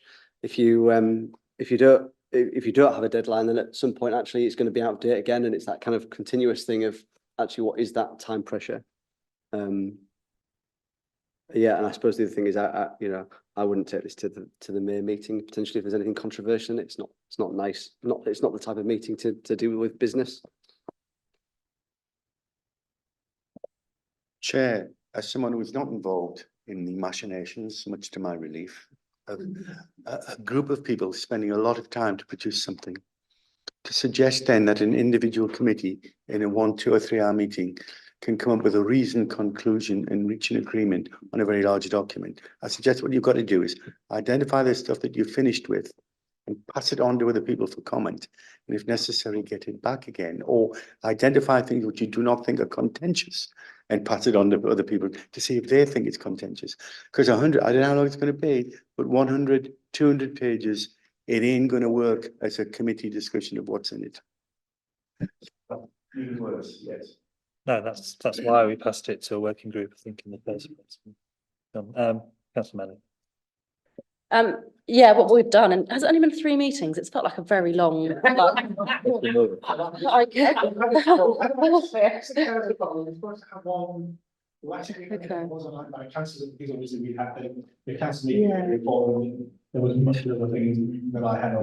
So it's been about 6 hours of meetings so far, and we've only gone through the council procedure rules. So in terms of letting you know what we've got through About and how much progress we're procedure making, rules. that's it. We're still on council procedure rules, and it has been really good discussions. As Bryn said, it has been very thorough, and that means that we have, on a cross-party basis, come to agreements on most things, and that's exactly what we've done. We've identified what the things are that actually we feel it isn't appropriate to just decide in such a small group of us. There's things that we feel like it's not contentious. It doesn't need to be gone through in detail and audit and governance or whatever. And there's things that we've said, actually, this does need wider discussion in audit and governance with our, other council colleagues that aren't on this committee, and then ultimately in full council. So we've hopefully got a much shorter, succinct list of, I think, about only 3 things so far, which will need more in-depth discussion. Yeah.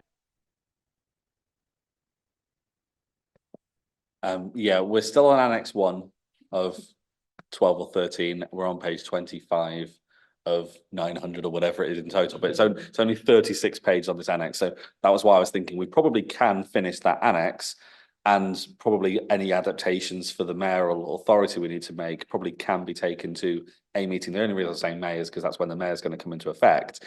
I don't know I know they're going to be then re-scrutinising their own constitution afterwards, but they'll have one in place beforehand. I don't know how that falls out in terms of timing, but my gut suggestion, but things for the working group to take away what we want to present, but we would present please don't look at every single full stop we've added, but here are the specific points that are outstanding. I think there are only 3-ish that we've said we want to bring back, but I do think there were several more that went to group leaders, and we could just say, if all the group leaders agree, then great, let's not talk about that either. But there might be things that are worth at least mentioning on cam publicly before it then goes to full council, where I really hope we don't have a discussion. At least certainly not at the same level of length. So that's kind of where I think we might be at.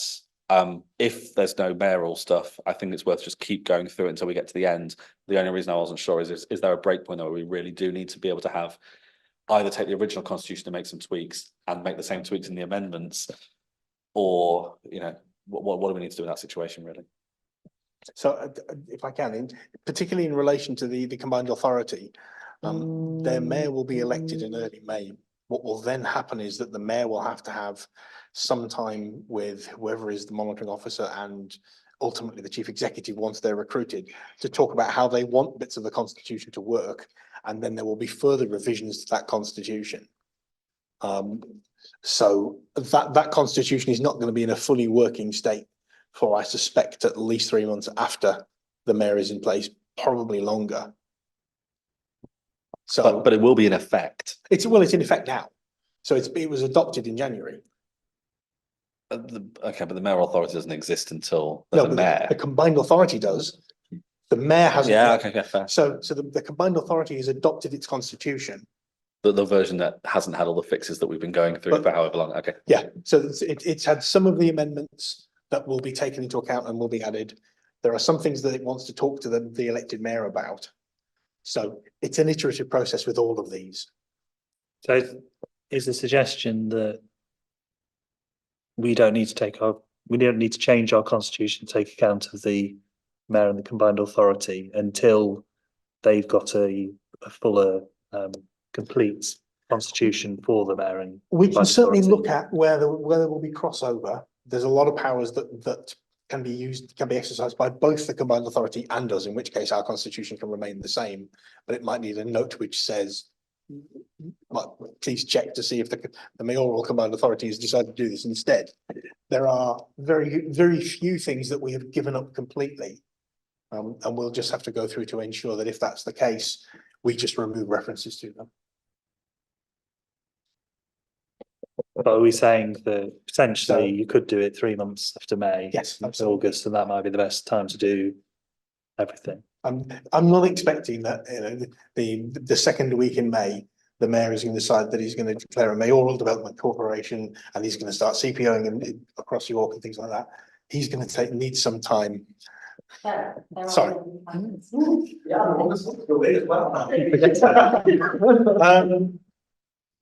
Yeah, they're going to need some time in post to work out their strategy and how they're going to deliver. So that beginning of May date is not utterly imperative. Would it be useful for us to sort of say, we'll aim for, I don't know, do we have a full council in August? No, but there should be one in July, I think. I think it's I even have it in my diary. The 27th, I believe it is. Okay. It's not on the website. It's not, but that's the date that I understand has been provisionally booked, is the 25th of July. Okay. So that might be a good date. target date to Yeah. to aim to take things to. So I think that's probably the latest we can push it outside the end. Sorry, I realise I'm off microphone. Yeah, so I think if we take it to full council, that'd be the September full council, I guess, from July's A&G. So I think that's probably about the fastest that we can. Sorry, that July date is a council. Oh, it's July council. So Yeah, so- when's is A&G just before that? Was I A&G haven't seen that August? off the top of my head, but I've had the Sorry. email which gives me the suggested dates. Let me see how I mean, can find that. it might be better to take it. Might be better to take it in chunks. If you finish part one, That's something. then we could take that in A&G in April. And anything that needs to be done for mayoral at the point where we can obviously, if it requires us to update 4 different annexes, but it's only 2 sentences in each, we can take that as a succinct chunk of changes at the same time. I think the risk we've got is that, especially if the constitution's already live, which makes sense, I just hadn't thought that far ahead, I guess. There is a hypothetical constitutional crisis in there with 2 constitutions in effect. And for example, those of us who have done budget and 2 long constitution committees in the same week will remember on Monday night, which feels like a week ago now, that you know, we spent a long time talking about, for example, what happens if there's complaints about councillors who sit on both? Can you have the complaint go to both or one or the other? Or those kinds of things on a variety of different issues might conflict between the 2 constitutions. But in terms of powers and transport rights and what we've got in the constitution, there might be other things as well. So yeah, it just needs to be thought of, and the sooner we do it, the quicker we eliminate the risk that there might be something we don't know about yet. That's it. Councillor Whitcroft. Thank you. Might be a slight amateur question. But I was born after 2016. Just. Would it be possible to use the annual council for this, given it's a sort of a big form? a formal thing? No, is that not So purely ceremonial? Thank you. the lawyer's perspective is, yes, legally it could. There is then the practical perspective of, would you like to? And clearly there's a view as to the appropriateness of that from a number of people. You know, the upmarket wells is day in ruins. I was all bickering and standing around. Yeah, I mentioned it as May for the mayoral side of things, but at the moment that Ashley said maybe May's a bad idea. Yes, considering the last constitutional conversation in full council lasted for about an hour and a half, I think probably let's not try and squeeze it into a day of celebration. Yeah, I think we aim for the end of July, and very happy for the working group to set up the process on the way and for us to fit in with whatever makes the most sense, I guess. And that might be to split things up into chunks and do it in a bit at a time, or it might be to have another meeting and go through the whole lot in one go. I guess it depends what's coming out. And we could schedule a special meeting for late June of A&G specifically to tackle this. It might be the wisest thing to start thinking about ahead of time rather than trying to squeeze it in with a week's notice at some point. Yeah. Okay. If we pick that up maybe with the work plan as well. If there's no further questions. Can I just beg that you do what you can to split it up and distribute it early? A 1 week timescale to look at a large document, needing to read it, because one thing you're doing is seeing if you agree with what the key issues or not. So it'd be really, really helpful. Some stuff could come out even a month before where you think you've done and dusted it that far. Would be really helpful. Yeah, that's the best. Could we then, when we come to the end of the annex, hopefully maybe by the next meeting, maybe not, but could we then send it out for people to read through? If that would be okay with the chair and Send that members to of the around the committee, committee. so that they're doable chunks. That's what I was saying. Yeah, I agree that as soon as we've got something we send around, it is track changes as well, so it's obvious what hasn't been modified. I guess the only other thing to note is it does sound fairly small, council procedural rules, but it does include head of paid service changes, meeting length changes, and things that impact other parts of the constitution.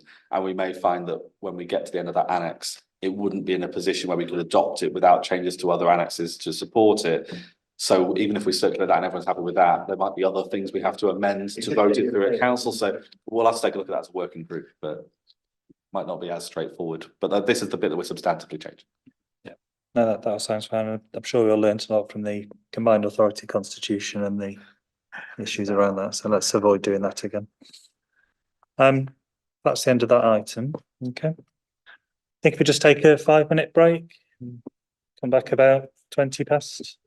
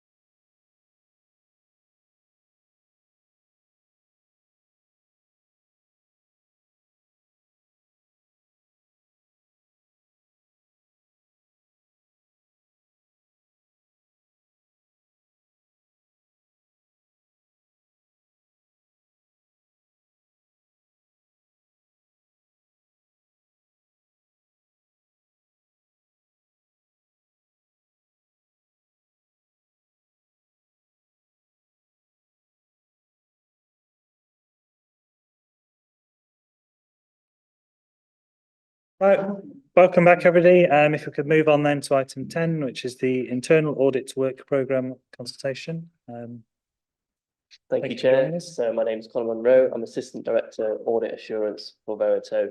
So this report is actually a much changed report from previous incarnations, as committee will remember. It actually heralds the start of our work programme preparation process for 2024-25.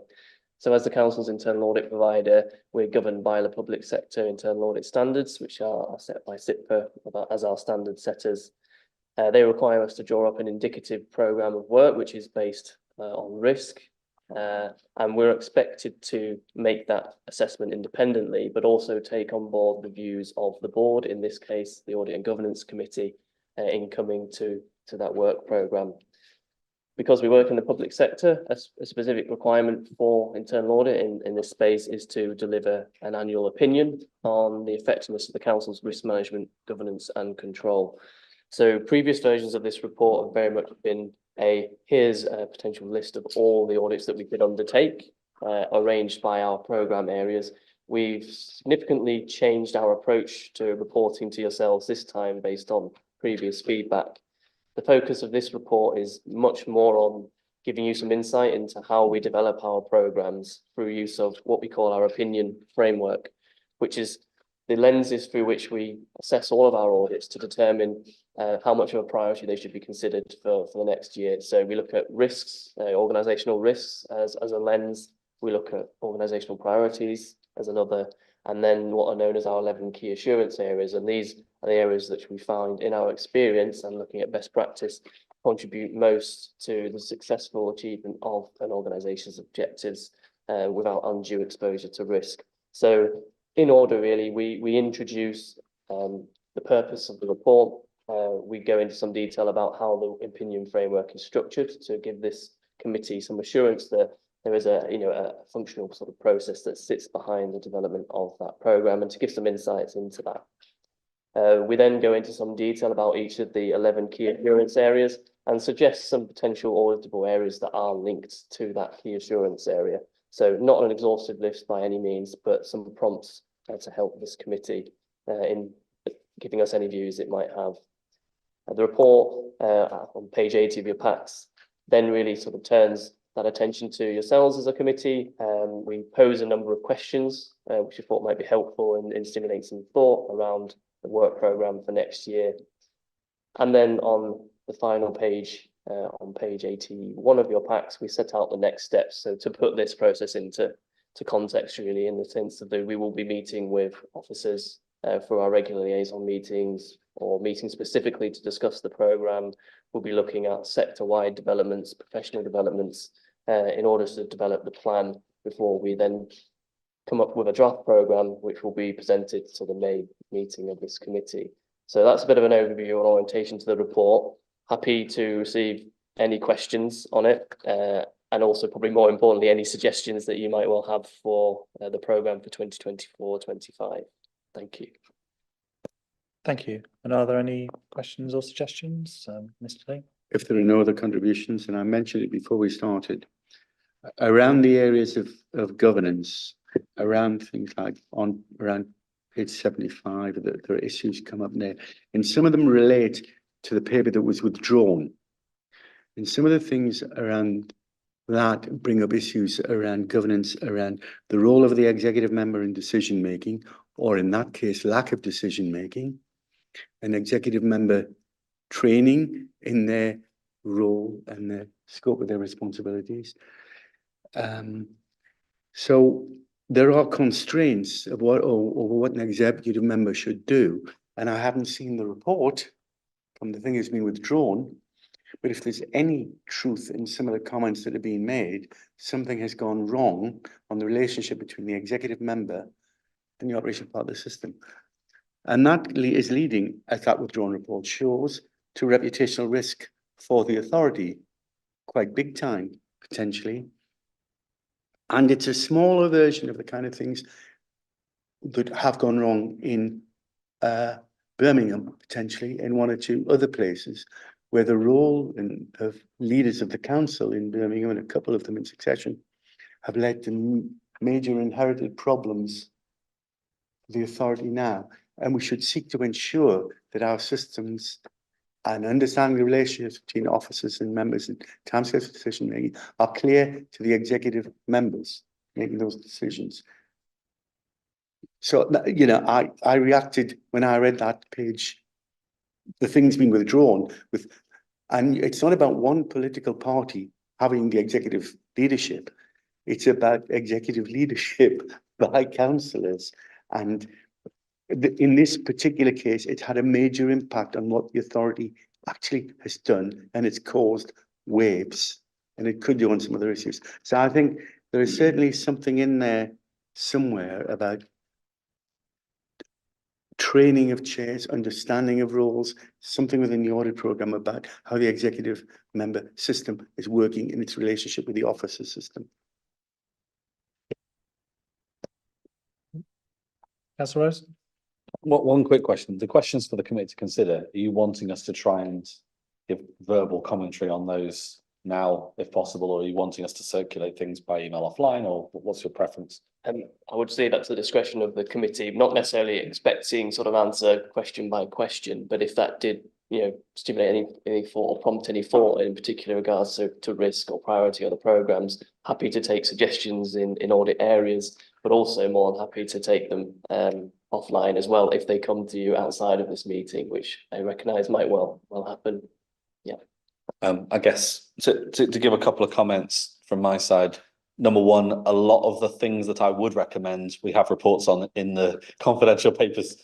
So A, it's quite hard to talk about them because we haven't talked about them yet. B, it's the wrong time to talk about them because it makes sense based on whatever conversation we have today as to whether it's a larger area. But picking decision making is an easy one, and the right level of decision making. We're talking about executive there, but not just executive, and members sessions and the recent call in and senior officer decisions and the way papers are written, and there's a question around the equality impact assessment at the time. There's a whole bunch of stuff around there. We've got a report on it later we'll talk through, I'm sure, but for me the two other big ones are how to put it politely and return to the conversation we had earlier that wasn't on the agenda.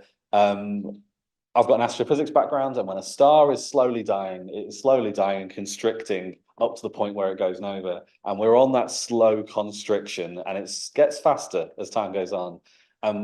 Two big things from that are, number one, the way in which it was described by a councillor who's not present recently, us becoming a social care organisation more than just a general council as time goes on.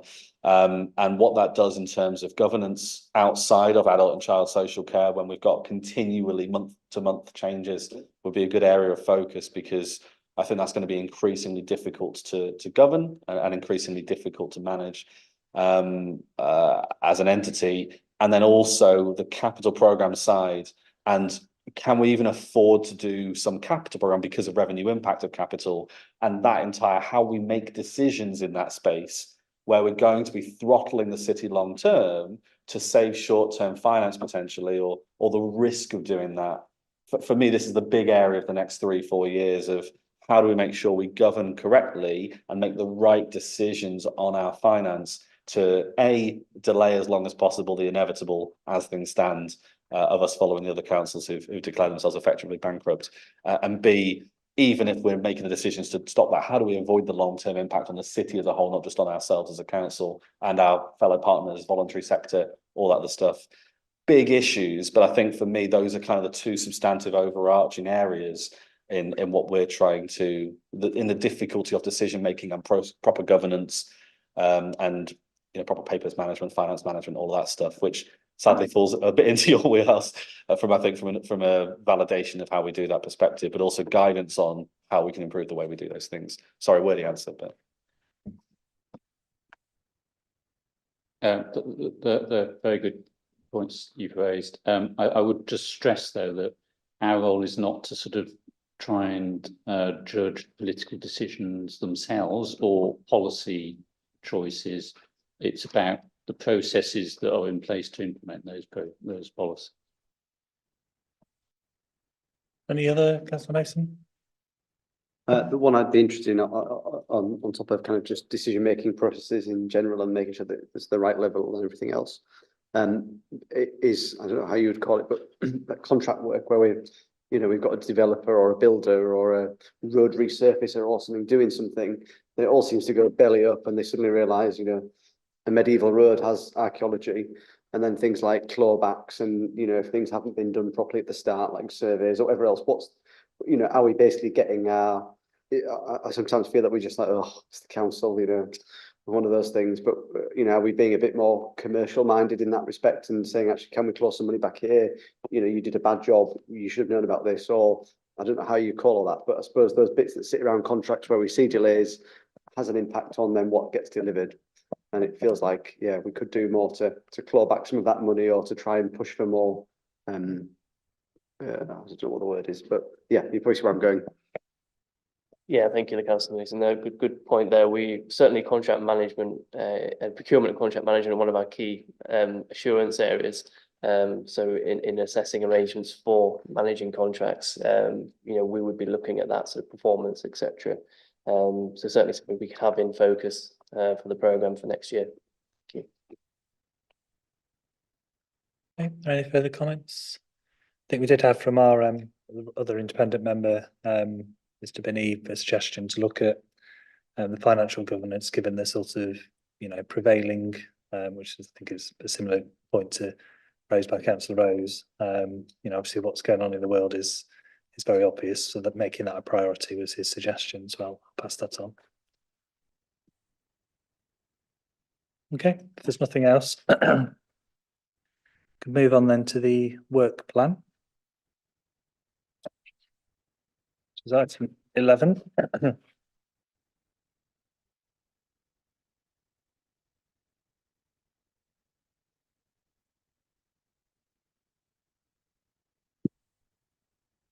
Obviously, there's a big gap in the work plan between now and May.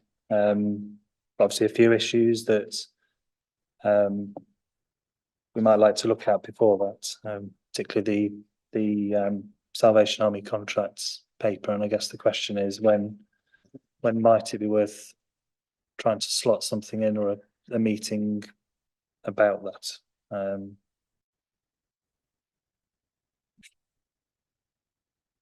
My honest answer, Chair, is I'm not quite sure, and I say that because given the amount of work that's going to be needed to go into it, and we're already pushing it on to sort of stretched officers already, what I don't want to do is set an unrealistic timescale and then have to come back to you and say, actually, I'm sorry, we can't do that. Well, can we knock it back a bit?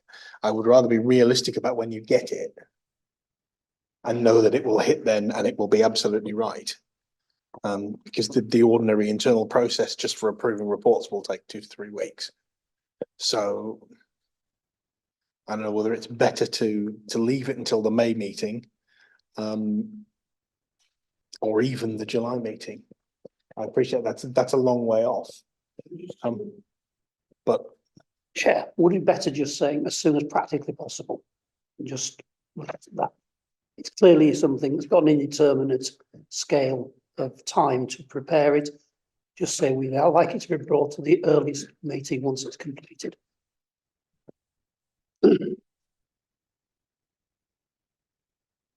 Councillor Melly. Thank you, Chair. I mean, there's already a lot in the work plan for May. So I think even if it was possible for the report to be ready by May, unless it's more urgent than something else that's already on the list for May. Yeah, either it needs to be pushed to July or something else does.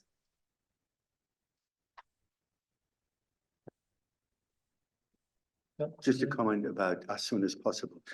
It's better to have a date which you miss and say you're not going to achieve it and have a revised date than is to leave something for 6 months or 9 months as soon as possible. Because it's not that you're telling people that they've absolutely must do something by May or July, whatever it is. You're simply saying, if you're not going to do it by the date you said, tell us and agree an alternative date.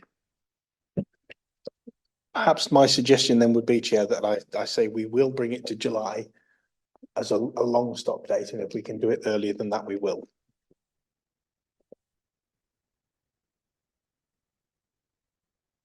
I mean, that is 5 months. It's a long time. That's the best. Yeah, that's going to be my point. Long stop is the right phrase. For me, the 22nd of May feels too far off. for an item that should have been here tonight and that is close to done. I appreciate we want more done on it. My question, however, is, do we need to be thinking about avoiding the pre-election period? Because we do have the mayor election at the start of May, and that can sometimes have impact on officers' time, on committee meetings, etc. And should we be therefore trying to squeeze it in the next 2 weeks or leave it until May anyway? Because if we're avoiding the pre-election period, those are the only times we can't do it the next couple of weeks by the sound of it. Putting it in the week before the 22nd of May, unless we feel it needs a special meeting, and maybe we do, is the time-wise doesn't really work. But is that something we should be avoiding, or is that something we don't care about at all? I've not given the question of the pre-election period and the Salvation Army contract report any particular thought. I think what the observation I would make is that certainly the legal officer who will be involved will have at least 3 weeks in the run up to the elections where they will be utterly focused on elections because they're involved in postal votes. So this is the problem. The problem you will run across is we just don't have enough people.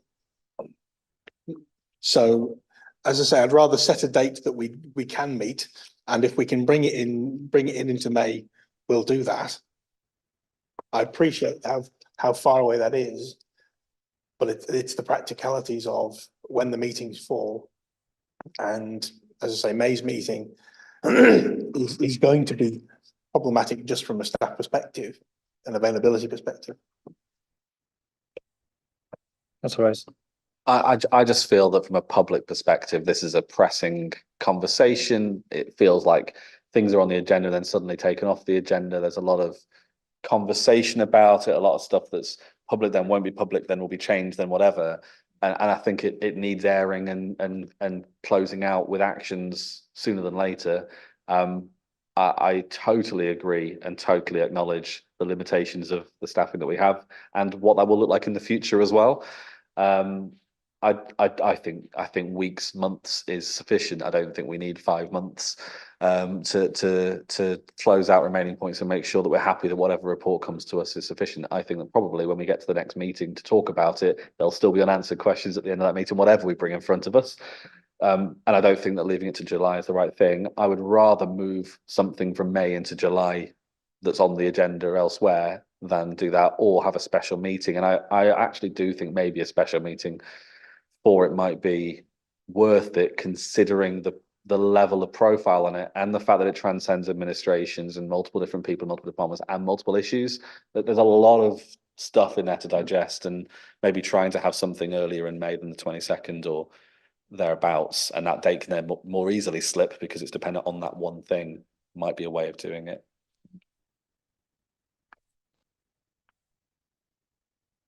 Yeah, I think so. Oh, sorry.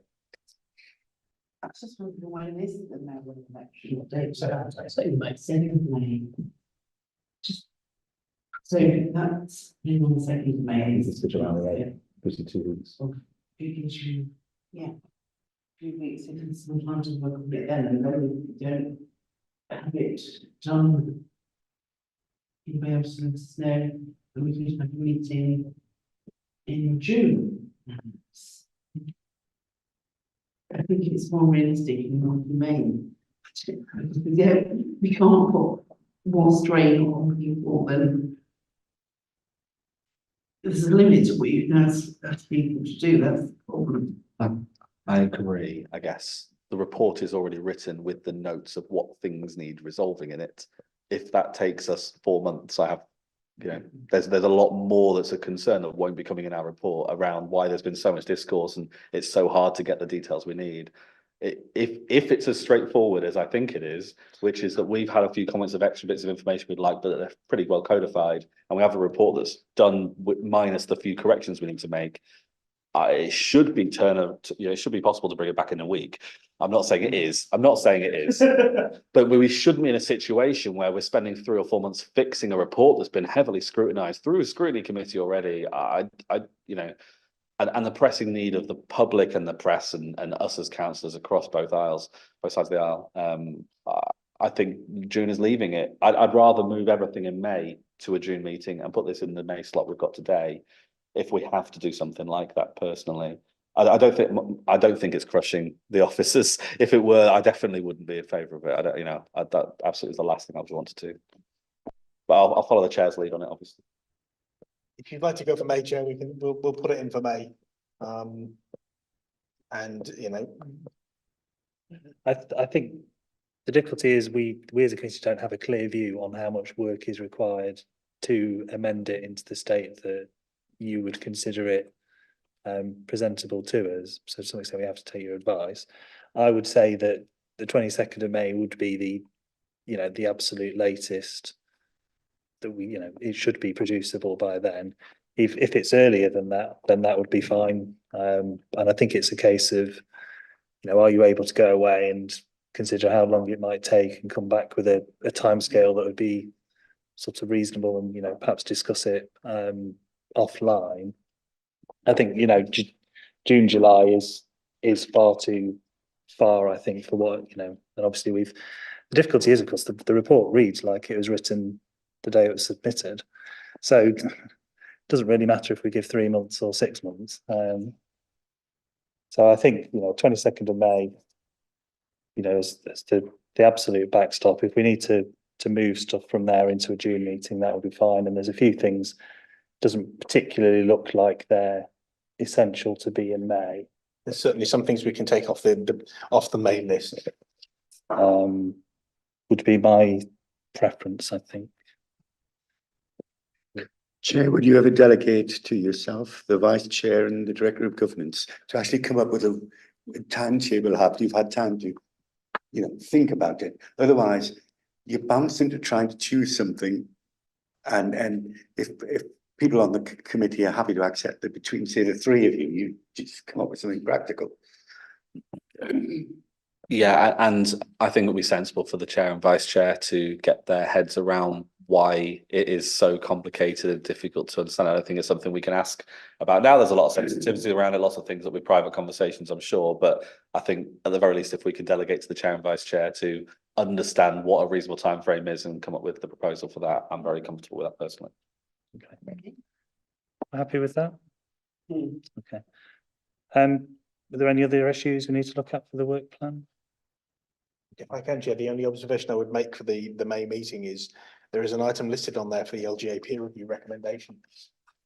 Yeah, now that's not within the scope of this committee. That will go to the executive, and the executive will consider the full report with the full peer review report and any recommendations that it gets. Anything that from a government's perspective then needs to be bounced to this committee will be referred on in due course. So that item can probably be removed completely. But is it possible it'll be passed to us for that meeting, or is the report? The production timescale that they talked about was within the next 3 months from the end of the review. Obviously, they're aiming for quicker than that. And you know, likewise, our action plan to respond to any of that they would hope be much quicker than a 3-month start. But I think the answer is as soon as it arrives, it will go to the first available executive meeting. I mean, you would imagine there would be implications for us, so I wouldn't necessarily want to take it off totally, but you could push that into July. And we could put it on as an item when that actually flows out. okay. Okay. That's Rose. Only because I love spending time with you all, and I know you all love spending the same amount of time with me. A constitution specific meeting in June was mentioned earlier in the meeting, and it'd be good to put that on the forward plan. Yeah, I think that would be useful. Yeah, I think a holding meeting in June would be useful, and whether that's used for the constitution or it's used because we're using the May meeting for the Salvation Army thing and therefore bouncing a load of stuff to a June meeting, it would probably be sensible to put something in. Yeah. Okay. There's nothing further then if we move on to item 12, which is the audit and counter fraud progress report. Thank you, Chair. So I'm Max Thomas, also from Verito, your internal audit provider. So this report provides an update on the work that we've been doing since November Audit and Governance Committee meeting. There's two annexes attached to the report. The first, Annex 1, covers internal audit work. The second, Annex 2, covers the county fraud work that we've undertaken. Within Annex 1, we do list the reports that are currently in draft, the reports that we've finalised since the November meeting, and also provide details of all the other work that's currently in progress or we're planning to do as part of this year's audit work programme. Where we have finalised audits, of which there are 8, we have summarised the findings, the opinion, and any particular issues that we've identified and management actions agreed within the public report in Appendix B. Obviously, the reports themselves are attached as private items. Very happy to take any questions on the covering report. That's before we go into the private session. Yeah, so if there are any questions on the covering report, Councillor Fisher. Just a point of clarification, page 92, safety valve. What is safety valve? I have absolutely no idea what that covers. So that's an arrangement that was entered into between council and I believe is it the DFE, just regarding deficits, is it? Yes, Debbie. It's a programme. The council's dedicated schools grant, as many other councils in the country, where was in deficit, and the DFE has what's called the safety valve programme, where they come in and come to an arrangement with us whereby we've got additional funding to bridge that gap, on the assumption that we did some work around addressing the demand around high needs and what we were spending where. Thank you. That's addressed a massive hole in my understanding. Okay, are there any other, Councillor Rose? Since I know we're about to guillotine the public side of things, I think it's really useful, to see a lot of the summary of the points later on, and the fact there aren't any what are they called, priority number 1 or tier 1 or whatever issues in any of the reports. I think is something we can definitely say out loud in public view. And I don't know if the green colouring of the rows is intentional or if that's just a coincidence, but the fact that they are all green roughly corresponds with the fact there's no absolutely terrifying stuff in the private reports. But all of my other questions and comments I'll reserve for when we can get into the detail. Okay, there are no further issues to raise at this point. I'll note as well there's no urgent business, so we don't need to come back after we've gone into a private session, but we will close the public meeting there.